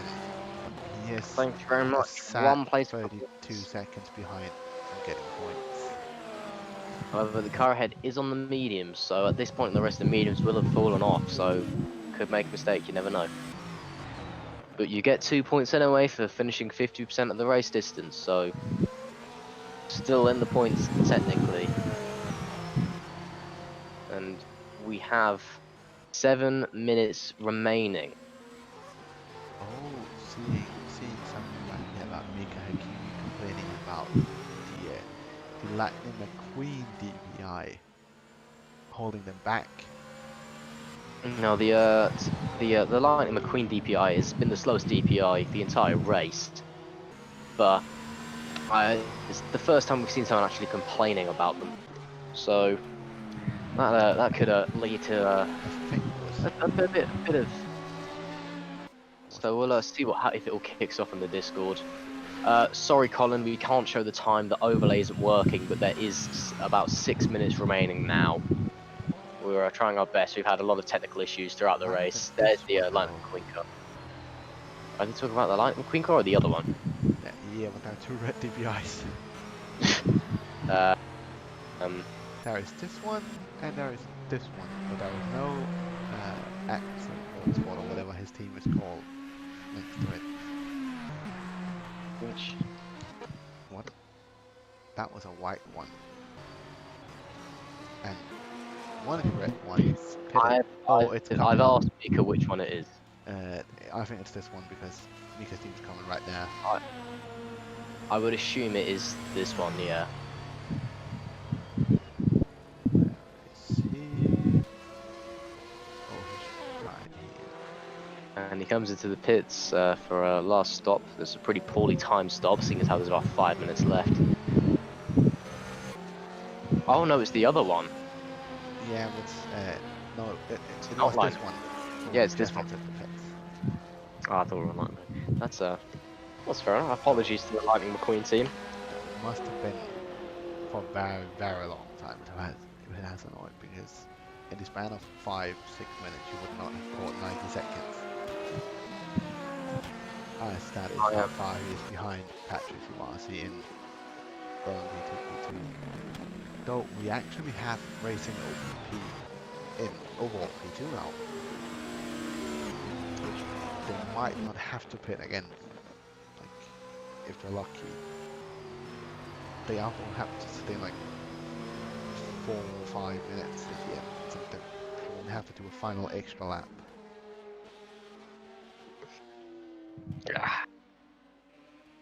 We've got about 4 minutes remaining now, so a couple more laps until we reach the end.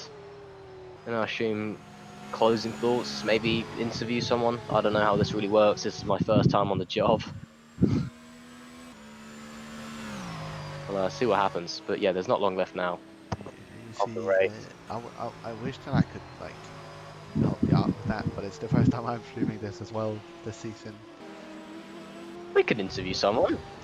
Yeah. Well, it's kind of fun though. I'll put a message out there. If somebody wants to get interviewed, anyone want to get interviewed? I would love to get the Seawolf DPI drivers. Yeah. Interviewed. Just one of them, if they were able to, or want to at least. Anybody want to get interviewed once the race is done?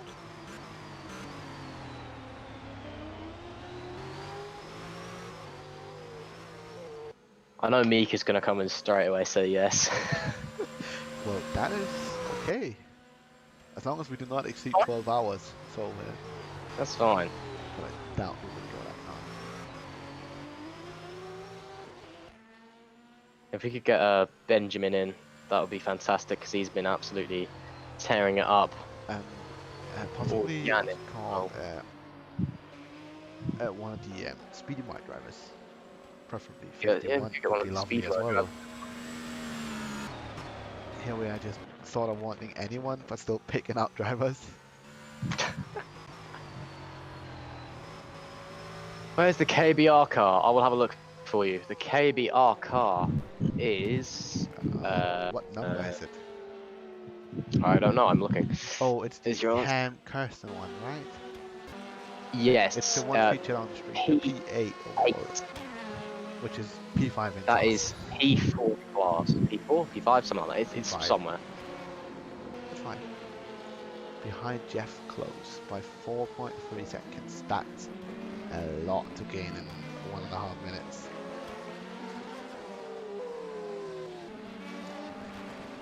I am viewing the leading Seawolf car in the last 2 minutes of the race, and my rFactor has decided to stop working, so Well, here he goes. that's pretty helpful. On to the final lap. God, we wanted of to the go race. off, but it won't let me now. There we go. A minute and 5 seconds left. This could be the final lap. This is the final lap. He is not faster It is the than a final minute lap. and 5 seconds. So I'm gonna watch on board with Benjamin let's Josinski. go watch him on this one cam, which doesn't really show the car, but that's the only one cam Y has. He is. That doesn't change. The Seawolf car has driven a stellar race. It has been simply formidable. Not a single mistake. It's been lapping so fast, and I can't fault the Seawolf team. They have been so superb today. You know, the only downside is that they're not winning the GTE category because they could have had a triple sweep there. Because the LMP, the DPI, they've been so dominant. There's a bit of a flashing blue light there for some reason, which we'll ignore as he comes into this super fast double left-hander. Keep the lock on, try to clip the first curve. He does miss it, but that doesn't really matter. Use as much curb as you can, try and avoid this inside curve, hook yourself around, braking, use as much curb as you can here. Onto the back straight. It's definitely the last lap, right? Because I don't want to commentate this and then there's another lap to go. I think it is the last lap. It is the last lap. Here he is, final corner, turning in, the last apex, and there you go, the Seawolf DPI driven by Benjamin Josinski crosses the line to win the 4 hours of Sebring at the Simplymod Endurance Series. What a dominant performance by the Seawolf team. Absolutely sensational. I'm lost for words, I simply am. What a performance. What a performance. Both drivers absolutely fantastic as we now view the OPP racing car as it comes into the last. Actually, it's quite a way behind finishing. I think we should. No, that wasn't. Let's see. And there's the leading Speedy Might Endurance GTE car as it comes into the last straight, looking to cross the line to take home the GTE category. They had a really hard-fought battle with Sim Apex early on, but in the latter stage of the race, under the lights, they've been in the class of their own in the GTE category. What a great performance by the Speedy Might team, coming in with the Ferrari with Philip Parkos to win the GTE category. Greg Hall, sorry, to win the GTE category. Stellar performance there by the Speedy Might team. I believe Santu Enqvist has also crossed the line to win the LMP2 category as well. And there are the Speedy Might cars. Absolutely fantastic to see them lining up together at the end. There's Santu Enqvist. He has won his category. He's driving off the track. Phenomenal stuff. Phenomenal stuff. Simply amazing racing. And just to confirm that, Speedy might have won the GTE, and Seawolf, Net Race Motorsport, LMP2 and DPI winners. Absolutely sensational. There we have them on stream, driving side by side towards That's the what you want to start show your finish line. competitors, isn't it? What a Oh, dominant performance. Simply sensational. You know, you can't fault that. That was spectacular. There's a bit of a post-race touch. Just a bit of. But my oh my, that was something to watch. The Seawolf team, and Santi trying to drift onto the pits. not quite pulling it off perfectly, but the race is over now. You can do that in sim racing. There's no consequences. You don't have to pay a lot of money to fix your car. If now, obviously, they'd be off to the socially distanced podium, but wow, simply stellar performance. I don't really have much more to say on that. It was fantastic. They're like, what is there to say? It was a dominant lead throughout the race. The DPI was in a class of its own, as with the LMP2. You know, they were just not challenged. It was phenomenal. Just absolutely phenomenal stuff. And I can't fault them for a single bit of it. As everyone leaves the track.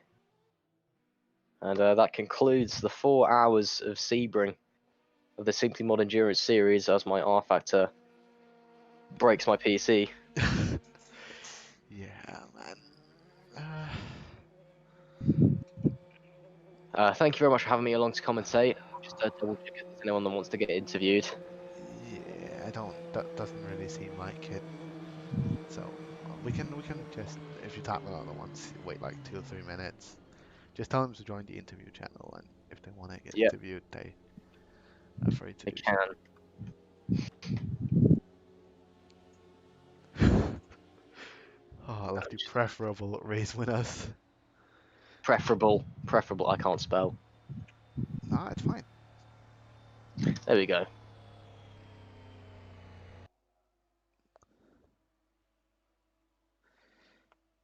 So I type all that out. Doesn't seem like anybody actually wants to get interviewed after that one. It was a long, tough race. Sebring's it's a very physical, very demanding circuit. Yeah. Ibrahim, well done on your victory, mate, with the LMP2 category. Again, if you want to get interviewed, please hop in the channel. You're very welcome to, or not, up to you. But while we're waiting, thank you for having me along. So it was a pleasure to commentate with you.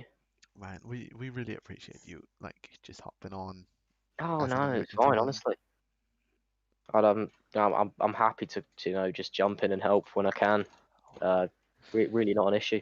Like, you are free to come for any of the streams if you ever want to join in. At, I'll be glad to if I'm ever around. I'll happily chip in. sounds amazing, man. Brilliant. Seems like nobody wants to get interviewed, so well, I guess we could say thank you all for coming to watch, and we'll see you next time. It's fine around the month.